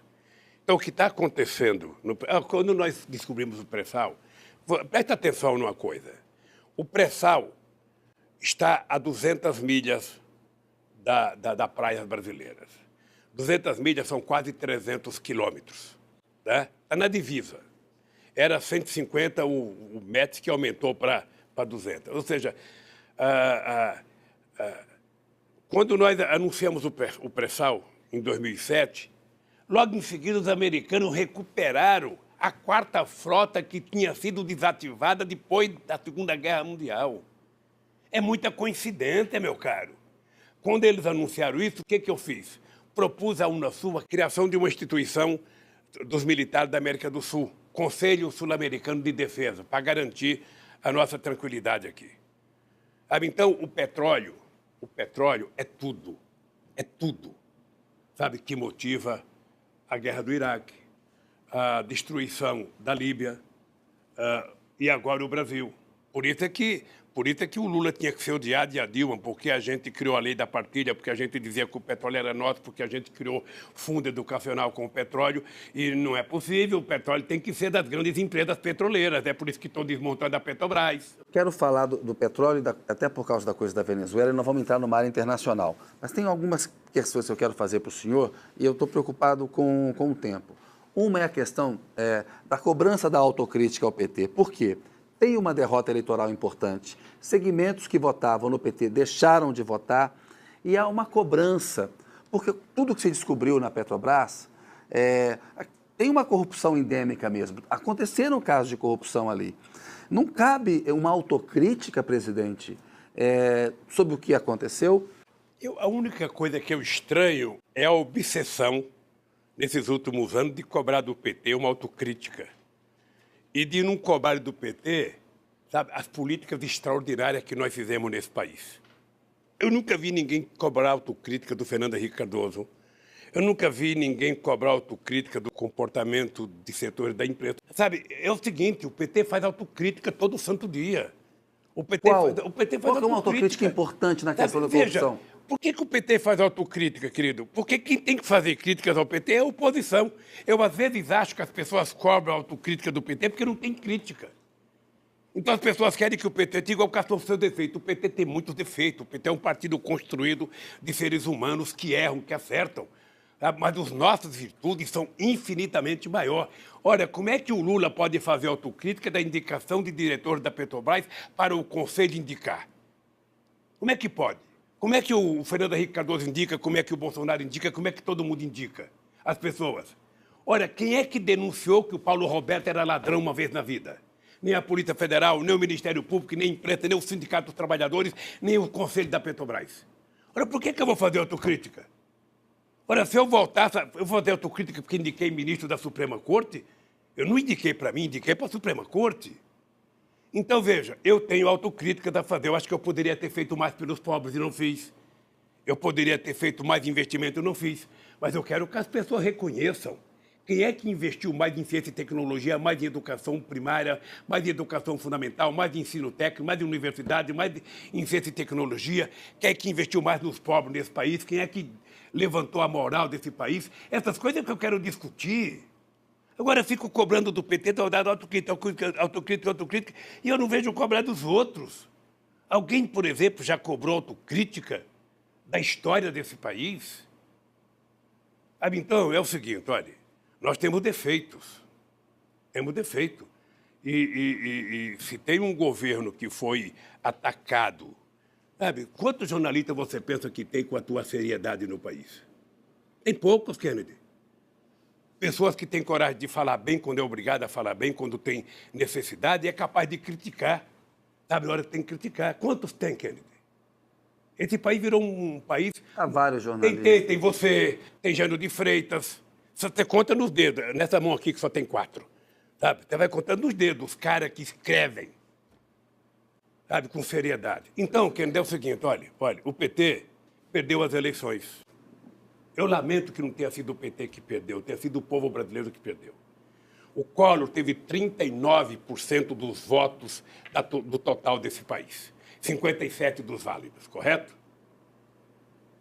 Então, tem 61% das pessoas que não votaram.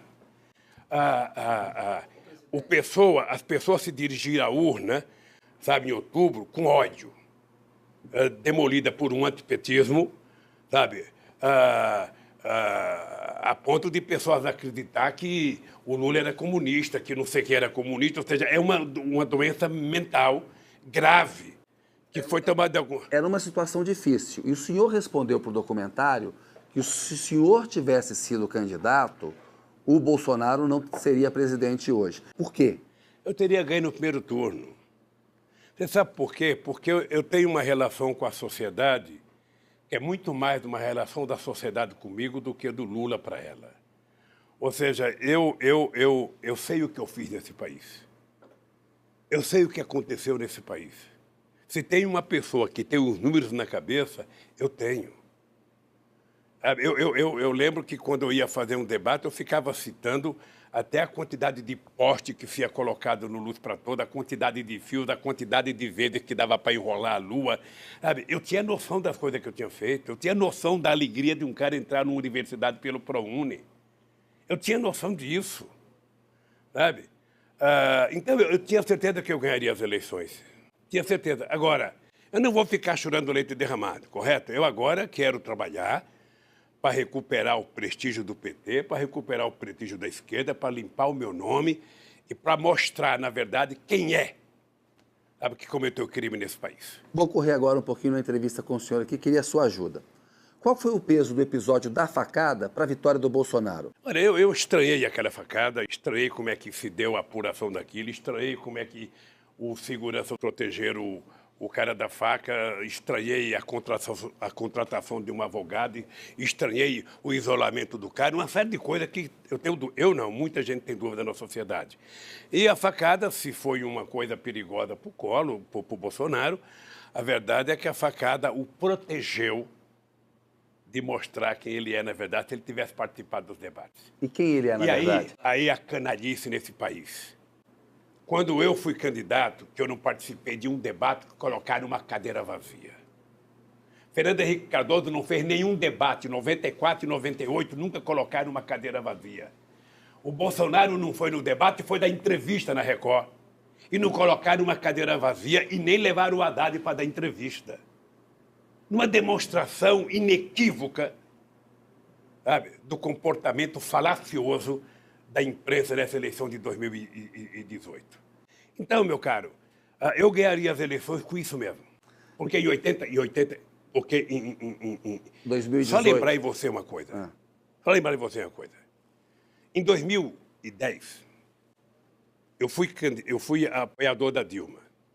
Foi a única eleição que não teve um panfleto contra o Lula.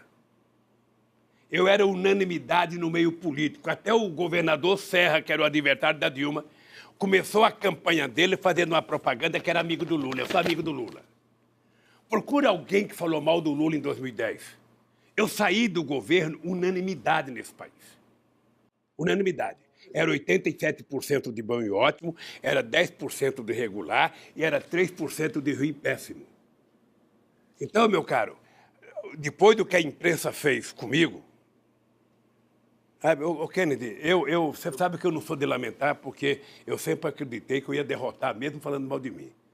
Mas eu já tenho mais de 100 horas do Jornal Nacional contra mim. E não tem 5 minutos a favor nesses anos todos. Presidente, o senhor disse que o Moro não sobreviveria na política. Por quê? Olha, porque ele não nasceu para isso. Ele nasceu para se esconder atrás de uma toga, sabe, e ficar lendo o Código Penal. É isso que ele nasceu. ele tem que se expor a debate. Eu, por exemplo, adoraria, se sair daqui, fazer um debate com o Moro sobre os crimes que eu cometi. Aonde ele quiser, na universidade que ele quiser. Sabe, ele escolhe o público, eu só quero que seja transmitido pela imprensa. Presidente, a democracia brasileira corre risco com Bolsonaro? Eu acho que corre muito risco. Veja, ele acaba de fazer um decreto acabando com todos os conselhos populares que foram criados a partir da Constituição de 88. Ele defende barbaramente um Estado armado, um Estado policialesco. Ou seja, você não vê cidadão fazer um gesto a não ser um gesto de atirar. Ele, na cabeça dele, acha que arma resolve o problema de todo mundo. Ele acaba de autorizar que fazendeiro pode utilizar arma e atirar em quem quiser. É um doente. Acho que o problema do Brasil se resolve com arma, o problema do Brasil se resolve com livro, com escola. Qual é a sua avaliação, presidente, sobre as fortes suspeitas de que a vereadora Marielle Franco tenha sido morta por milicianos? Olha, eu acho que prender esses dois que foram presos para tentar evitar mais investigação. E eu acho que a gente precisava continuar investindo para saber quem é o mandante. Presidente, eu queria falar um pouquinho da política internacional. O Nicolás Maduro deveria convocar eleições gerais na Venezuela? Eu fui presidente do Brasil e eu quero te dizer uma coisa muito clara. Eu acho que o Maduro tem que tomar a decisão que for melhor para o povo da Venezuela e o povo é que tem que obrigar o Maduro a fazer as coisas. Mas qual é essa melhor decisão? Não, eleições gerais? O povo é que decide, pode ser eleições gerais, mas o povo é que decide, não vai ser eu que vou ficar dando palpite. Sabe, o que eu não aceito, hipótese alguma, é a intromissão do Trump, que ele deve cuidar dos Estados Unidos. Um cara que está fazendo um muro, sabe, para separar o povo pobre da América Latina dos Estados Unidos, querer ficar preocupado com o povo na Venezuela, mas ele se preocupar com o povo dele, se preocupar em derrubar o muro. A gente comemorou o muro de Berlim, a queda do muro de Berlim, agora está ele construindo o muro. Então, a Venezuela, o povo da Venezuela tem que ser soberano para decidir o seu destino. Agora, não dá para a gente aceitar, obviamente, o que está acontecendo na Venezuela, o povo passando fome, o desemprego. Acho que o Maduro tem que refletir, tomar uma decisão com o partido. Mas eu insisto, eleições gerais não seriam melhor? Daqui de fora eu posso dizer que é, Kennedy, mas eu não estou lá dentro vendo o clima. Mas o senhor acha que é? O que eu acho errado é um picareta como esse como chama? Juan Guaidó. Guaidó. Um picareta. Se auto-intitular presidente. Imagina o Lulinha vai se auto-intitular imperador. Sabe? Ora, é uma vergonha os países dar apoio a um cidadão desse. Ele não merece. Nós resolvemos crise na Venezuela conversando. Esse que vos fala tinha apenas 21 dias na presidência da República do Brasil, quando eu propus a criação do grupo de amigos da Venezuela. Tá? E coloquei para participar os Estados Unidos e a Espanha. Não é o que deveria acontecer agora? Eu acho. Agora, quem é interlocutor? O Brasil poderia ser. Mas com esse ministro que nós temos e com esse presidente, eles não têm noção do que estão fazendo.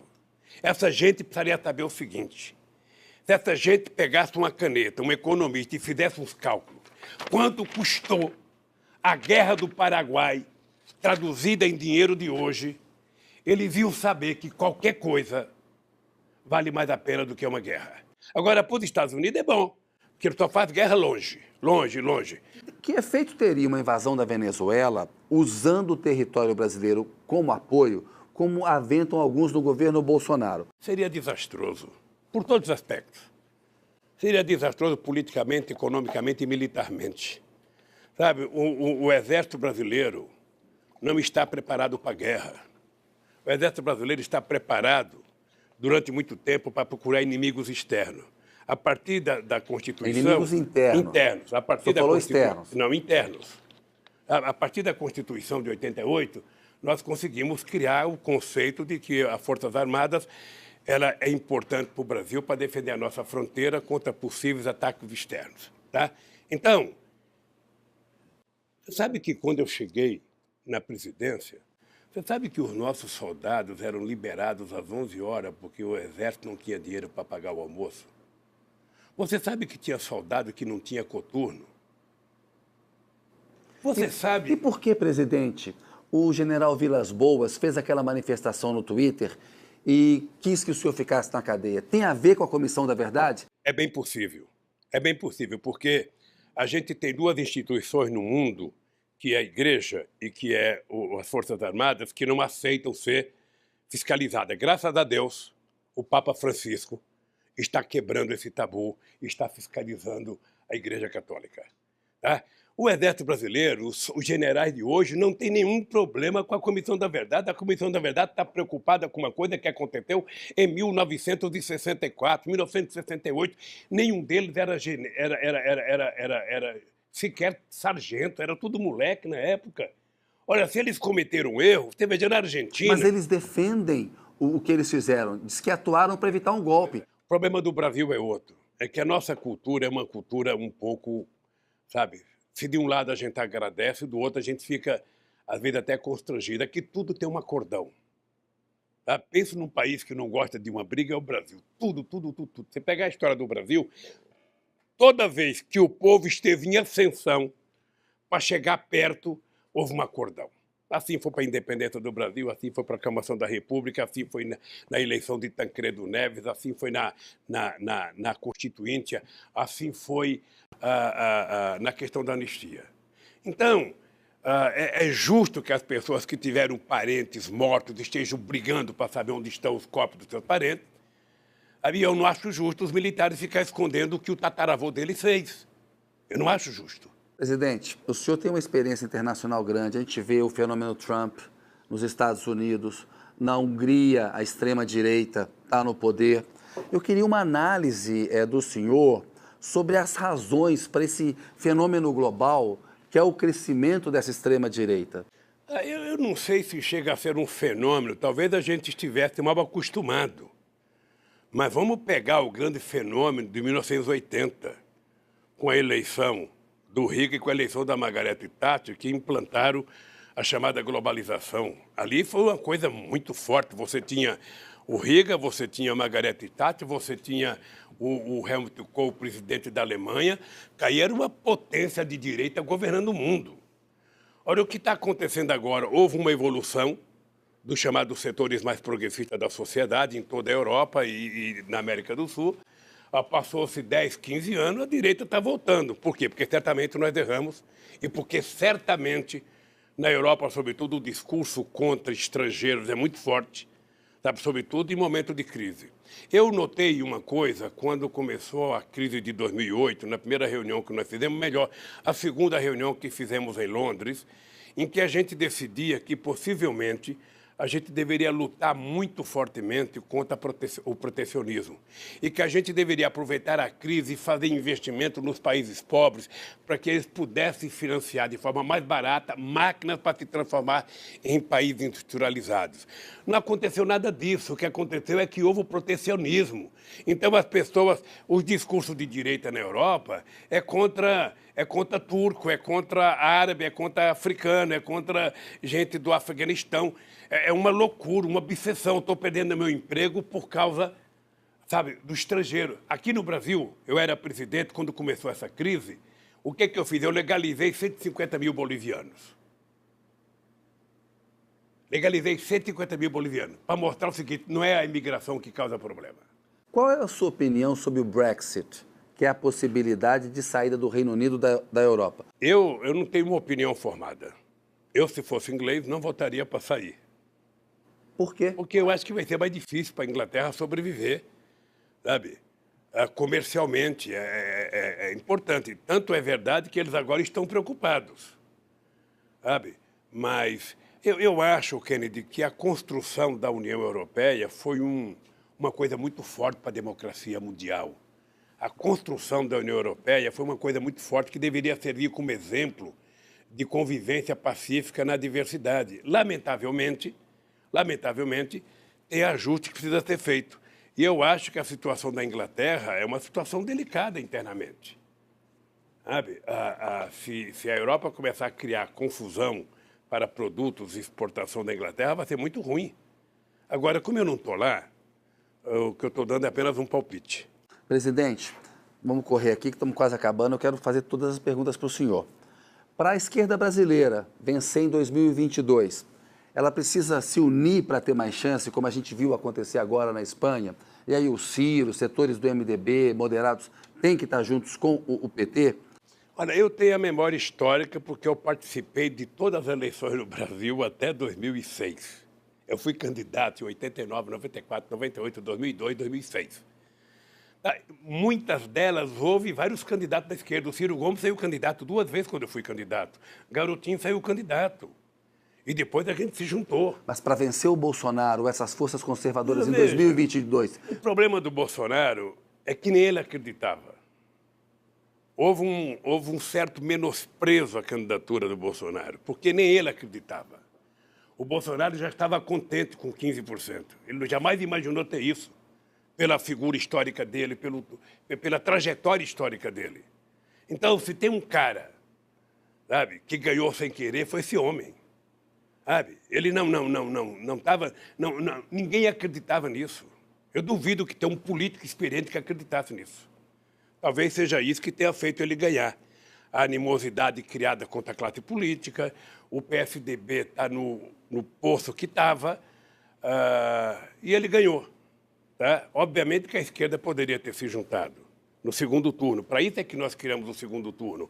Você disputa o primeiro, sabe? Se no primeiro não der, você disputa o segundo turno. É para isso que foi criado o segundo turno. Eu sei disso porque eu participei, briguei muito pelo segundo turno. Agora, sabe, não deu certo. E quem paga o pato é o povo brasileiro.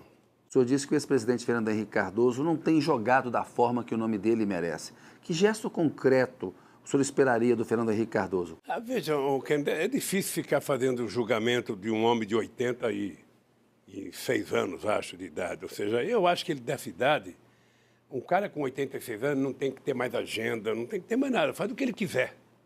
Ele tem falado mais coisas erradas do que coisas certas. Ele tem contribuído muito mais para agravar a situação do que para arrumar a situação. O que ele deveria dizer? Ele poderia ter influenciado melhor o PSDB, sabe, para que tivesse um candidato mais plausível para disputar as eleições. O senhor sonha em ser candidato à presidência novamente ou o senhor descarta essa possibilidade? Você acha que eu não tenho mais idade para ser presidente?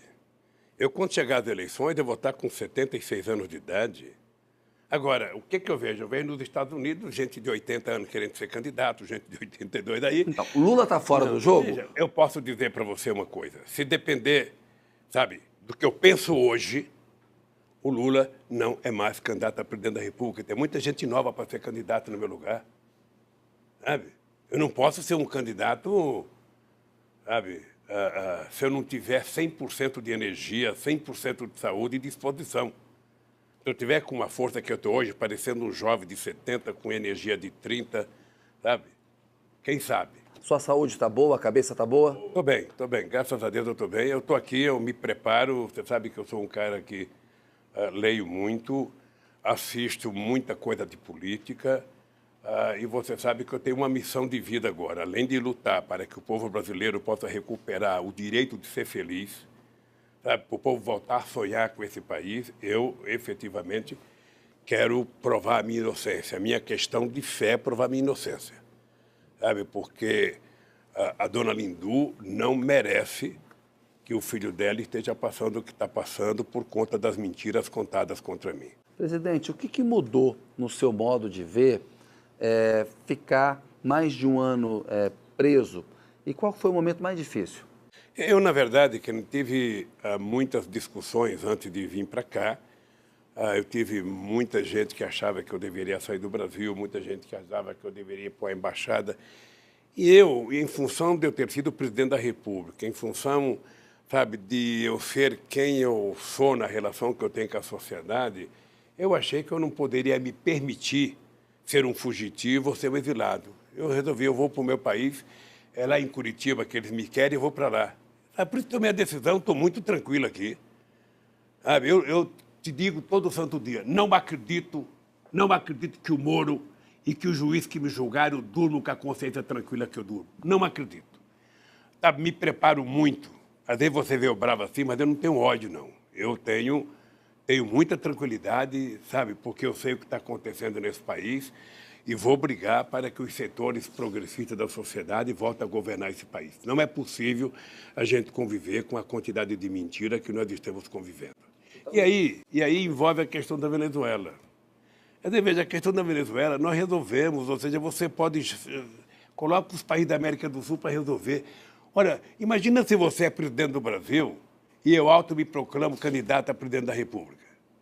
E aí eu começo a chamar gente para ir para a rua protestar contra você. Aí eu vou tentar convencer militares a dar um golpe em você. Mas a Venezuela não virou uma ditadura? O Maduro mudou a Suprema Corte, reprime a população. Como é que foi as eleições do ano passado? Há acusações de fraude. Ele ganhou e teve, como é que fala, olheiro estrangeiro. Na época não houve nenhuma denúncia de corrupção. Esse ano é que começou a denúncia de corrupção.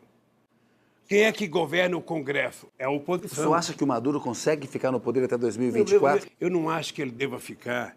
Sabe? Eu acho que o PT precisa compreender isso. Quer dizer, o Maduro precisa governar a Venezuela atendendo os interesses do povo da Venezuela.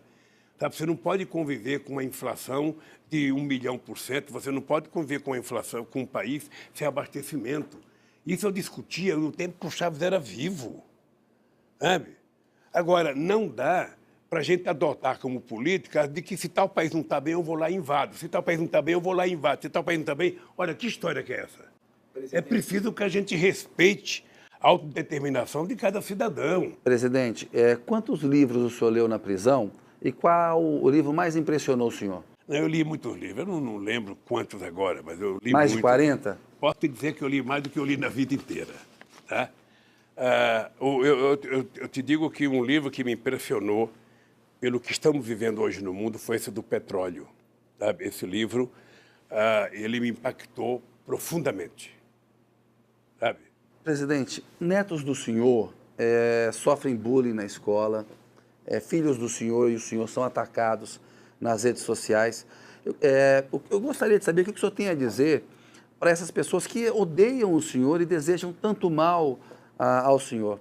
Olha, a única coisa que eu faço é pedir paciência para os meus filhos, para que eles não deixem toda essa canalice prejudicar a cabeça deles. Eu sei que é muito difícil porque todo mundo reage, às vezes, com muito ódio, com muita raiva. Eu peço para eles não. Primeiro, não precisa ficar acompanhando a rede social. Se você tem um lugar que só fala mal de você, não precisa ver aquilo. Não é masoquista para ficar vendo aquilo. E eu peço tranquilidade para eles, sabe? Porque o que eles estão passando é muito duro. Sabe? Eu, às vezes, me sinto culpado porque ele já sofreu quando eu era o bombom nesse país aqui. É importante lembrar que o meu filho Fábio era dono da Friboi. Quer dizer, querido, acho que nós vamos caminhando para em algum momento em que a mentira definitivamente seja punida, sabe, nos meios de comunicação, seja ele rádio, televisão, internet, porque não é possível. A enxurrada de mentira, de inverdade, sabe? Quando a Marisa, sabe, teve o derrame, que ela foi para o hospital, a quantidade de idiotice que foi falado, quer dizer, as pessoas perderam, sabe, aquilo que a humanidade não pode perder, que é o humanismo. Sabe, eu sou solidário, eu posso ter divergência com o Kennedy, eu posso ter divergência, mas ele é um ser humano, na dor eu tenho que compreender. Aí isso acabou, Kennedy, isso acabou. Como é que o Brasil vai sair disso? O Brasil vai sair disso, Kennedy, quando ele tiver um governo que governe para todos, que converse com todos e que, sabe, tenha palavras de bom senso para o país. Eu tenho em mente aquilo que eu fazia no Brasil como presidente da República. Eu duvido que você encontre um empresário, que você encontre um trabalhador, que você encontre um usineiro, alguém que foi ofendido por mim. Duvido. Se tem uma coisa que eu aprendi com a baixa formação intelectual que eu tenho, é respeito. Respeito é uma coisa que a gente adquire em casa, com o pai e com a mãe. Eu fui assim quando era presidente do sindicato, eu fui assim quando era presidente do PT, eu fui assim quando era presidente e sou assim agora. Eu gosto das pessoas porque eu gosto de tratar bem. Eu gosto de me sentir bem com as pessoas. E o Brasil não está vivendo esse momento. O ódio está estampado nas famílias. As pessoas brigam por qualquer coisa. Então, nós vamos encontrar uma saída. O presidente, em 2009, o Barack Obama disse que o senhor era o político mais popular da face da Terra. Então, o senhor viveu o auge político, né? O Brasil tinha projeção geopolítica internacional. Aí depois tem todo esse processo de queda. E o senhor está dando hoje uma entrevista, né? Preso, né?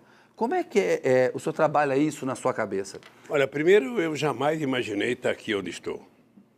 Eu jamais imaginei, pela minha conduta política, ter um processo contra mim. Jamais imaginei. O que aconteceu comigo foi uma coisa que eu acredito que era inesperado. Depois do impeachment, eu comecei a meditar de que o impeachment ia tirar Dilma, mas não poderia permitir que eu voltasse. Porque se estava por detrás disso a questão da soberania nacional, veja, porque eu não sou um cara que fico imaginando conspiração o dia inteiro, mas veja, historicamente os Estados Unidos nunca aceitou que o Brasil fosse protagonista internacional. Se você pegar as Forças Armadas da Argentina até a Venezuela, você vai perceber que todos os cursos nas Forças Armadas desses países é que o Brasil é o inimigo, o Brasil é o perigo, é preciso evitar o Brasil. Isso sempre foi assim. Dado por quem? Orientação dada por quem? Pelos americanos. O Chaves era professor na Escola Superior de Guerra da Venezuela, e a orientação dele era que o Brasil era o inimigo, cuidado com o Brasil, cuidado com o Brasil. Olha, quando nós chegamos à presidência, eu queria mudar isso. Eu queria que o Brasil fosse visto como um parceiro necessário para ajudar no desenvolvimento desses países. Eu achava que o Brasil tinha que ajudar o desenvolvimento da África pela dívida histórica que o Brasil tem com os africanos. Sabe? Eu achava que era preciso. Por isso fiz tanta viagem, levei tantos empresários. Você está lembrado que eu fui da primeira reunião lá no Congresso Nacional entre o mundo árabe e a América do Sul. E inventaram que era uma coisa contra Israel. Eu não tenho nada contra Israel. Quero que o povo de Israel viva a sua vida e quero que eles deixem os palestinos viver a vida deles. Então, Kennedy, eu acho que isso incomodou muito, sobretudo esse governo americano que está aí. Incomodou porque o Brasil vira protagonista, o Brasil se mete em tudo, o Brasil quer resolver problema de paz da Bolívia. Eles nunca gostaram do Brasil porque quando a Bolívia e o Brasil fizeram o começo da guerra pelo território do Acre, os americanos estavam no Rio Acre com um navio defendendo a Bolívia, não era defendendo o Brasil. Sabe? Então é aquele negócio de Maquiavel, dividir para reinar. Sabe? Colocar todos contra o Brasil. E aí quando pega um presidente medíocre como o nosso, sabe, que deveria pegar um telefone, deveria fazer uma viagem à Venezuela, ter conversado, tentado ajudar a encontrar uma solução. Sabe? Não, fica instigando, sabe? O senhor disse que o vice-presidente Mourão é o maior inimigo do Bolsonaro e o Bolsonaro tem uma relação ruim com o Congresso. O Bolsonaro corre risco de sofrer um impeachment? Olha, eu não sou obrigado a ter opinião sobre tudo, né? Porque, sabe, quem tem opinião sobre tudo e dá opinião, às vezes comete um erro imenso. Eu acho que o povo brasileiro elegeu o Bolsonaro, não importa o jeito que faz eleições. Tá? Eu só espero que o povo fique atento para exigir dele a governança em benefício do Brasil. Quando eu me preocupo, por exemplo, com a soberania nacional, Kennedy, eu me preocupo não é apenas com as fronteiras do Brasil, sabe? A fronteira seca e a fronteira marítima. Eu me preocupo é com o que tem de riqueza nesse país, desde o ecossistema, a biodiversidade, as riquezas minerais, a qualidade de vida do povo, a educação do povo. É isso que a gente tem que se preocupar. Isso faz parte do patrimônio soberano de uma nação. Então, se o Brasil quiser ser respeitado, o Brasil precisa cuidar de si. Não é com discurso, é com prática. Então, o seu Bolsonaro, ao invés de ficar, sabe, falando bobagem, ele deveria falar o seguinte: eu vou terminar esse mandato aqui sendo melhor do que o Lula, eu vou fazer mais universidade, eu vou investir mais em ciência e tecnologia, eu vou colocar mais criança na escola, eu vou fazer mais casa. Era isso que deveria disputar. Mas ele está cortando dinheiro das universidades. Está cortando da universidade, está cortando de ciência e tecnologia. E agora vai cortar, não, agora vamos estuprar o povo brasileiro tirando 1 trilhão. Mas não é importante fazer a reforma da Previdência? O senhor fez. Depende que reforma. Você tem que ter uma discussão séria com a sociedade brasileira. Tá? Então vamos dizer o seguinte: quanto é que custa as Forças Armadas para a aposentadoria nesse país? Quanto é que custa o setor público federal? E aí você começa a mexer, porque o que não pode é pegar os velhinhos que trabalham e que pagaram para pagar o preço. Mas não é importante ter uma idade Não, mínima? É importante fazer uma discussão, é importante ter idade, tudo é importante. Tudo é A importante. idade mínima é importante. Tudo é importante se você fizer uma discussão séria com a sociedade. Quem é a sociedade? Os trabalhadores que pagam. Você quer mudar o sistema do setor público? Reúne o pessoal para discutir. Obviamente que vários setores não pagam aquilo que recebem. Então, é preciso discutir. Você está lembrado que eu fiz a primeira reforma no setor público. Pois é, mas agora o Brasil tem um problema fiscal, presidente. Que não tem que é por fazer a conta reforma disso. da Previdência. Eu vou lhe falar, é por conta do desemprego. Em 2014, a Previdência era superavitária. O que dizer? É só você pegar os dados. Sabe, Alguns economistas discordam. Não é uma questão de economista, é uma questão de numerologia, é só pegar os números. A Previdência brasileira era superavitária em 2014. Era superavitária. Na medida que começa a decair o crescimento econômico, cai o consumo, que é tudo, obviamente, que vai aumentando a dívida. Eu acho que a cada geração tem que se preparar a Previdência para a próxima geração. Mas que reforma da Previdência deveria ser feita? Eu não vou dizer que reforma tem que ser feita. Eu vou dizer o seguinte: o governo quer fazer uma reforma, ele chama as centrais sindicais, que são legítimos representantes dos trabalhadores, chama os aposentados, chama os empresários e senta numa mesa. Aí vamos colocar a realidade para discutir. É isso, você fazer uma coisa que não precisa ser dolorida. Você não pode discutir reforma da Previdência para resolver a crise. Você discute a reforma da Previdência para discutir a melhoria dos aposentados. Porque o que eles estão fazendo não é reforma, é estupro. É destruição. É demolição. O senhor chamou o Bolsonaro de um bando de malucos, mas não tem método, não tem estratégia? Eles não têm. Ele corre atrás do filho para apagar um incêndio todo dia, sabe? Eu, sinceramente, não sei como é que funciona a família. Como eu não conheço, eu não vou ficar dando palpite, mas o que se apresenta publicamente é um negócio incontrolável. Obviamente que, pelo bem do Brasil, eu espero que ela aprenda. Você não governa um país desse com frase de efeito. Não fica... mesmo porque eu e o Mourão dormimos juntos, estamos que nem um casal. Eu e o Maia dormimos juntos. Tá louco? Não dá para arrumar outra metáfora? Dormimos juntos, estamos de bem já, estamos felizes agora. Sabe? Tem que falar para o povo alguma coisa que o povo possa ter esperança. O povo brasileiro está precisando de esperança. Está precisando de alguém que diga: gente, como é que nós vamos resolver o problema do crescimento econômico? Como é que nós vamos resolver o problema do emprego? Como é que nós vamos resolver o problema do crescimento econômico? É isso, Ken, é isso. Eu tenho uma solução simples, ou seja, não haverá crescimento nesse país se você não incluir o povo pobre no orçamento da União. Ou ele volta a ser agente e sujeito da história, ou nós não temos jeito. Sabe? As pessoas que estavam incomodadas porque os aeroportos estavam virando uma rodoviária, agora devem estar com saudade, porque os aeroportos estão vazios. Sabe? Então,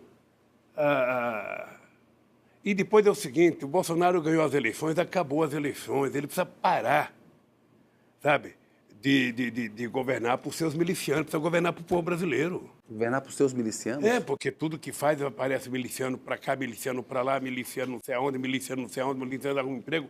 Eu vejo nos jornais. Presidente, o que o senhor tem a dizer aos seus apoiadores que fazem uma vigília aqui em frente por 391 dias Olha, eu não tenho palavras para agradecer essa gente. Não tenho palavra porque eu jamais imaginei que isso fosse acontecer. Eu, quando sair daqui, se abraçar eles o resto da minha vida, eu não pagarei o carinho, sabe? O que é levantar de manhã com um bom dia, presidente Lula, ou boa tarde, presidente Lula, e dormir com uma boa noite, presidente Lula. Eu sou gratificado muito, muito, muito a eles. E peço a Deus que, sabe, eu saia logo para eles poderem ficar tranquilos para cada deles dormir. No mais, Kennedy, eu estou vendo a pressa da entrevista, eu só queria te dizer o seguinte, olha, Queria fazer outras mais com o senhor, fazer um documentário. Eu sou um homem que estou muito tranquilo com a minha consciência. Você me conhece há muitos anos, sabe? Você sabe do respeito que eu tenho por você como jornalista. Eu sou um homem muito tranquilo. Eu tenho muita consciência do que está acontecendo no Brasil. Eu tenho consciência do que eu fiz nesse país, sabe? E é muito difícil a elite brasileira aceitar que tenha sido eu a ter feito o que fiz nesse país, sabe? O país nunca viveu um momento tão extraordinário como viveu no meu governo, inclusive de autoestima. E ser acusado da forma que eu fui, sabe? Eu tinha duas opções, ou me calar. Às vezes eu fico pensando em fazer uma delação contra o Moro, o Delaiol e o juiz que me julgaram. Mas não aceitam. Então não tem para quem fazer, a não ser para você um dia fazer uma delação. Então eu só tenho eu mesmo, esse povo maravilhoso que está aí fora, para provar a minha inocência. Quando eu provar a minha inocência, eu posso morrer tranquilo. Espero que os meus advogados, sabe, cuidem dessa questão da tal da detração, sem abrir mão da minha defesa, porque se eu tiver que abrir mão, eu morrerei aqui dentro. Presidente, muito obrigado aí pela sua entrevista. Obrigado a você, Kennedy. Desculpa por não responder tudo que você queria saber. Quando quiser, fazemos outras. Obrigado.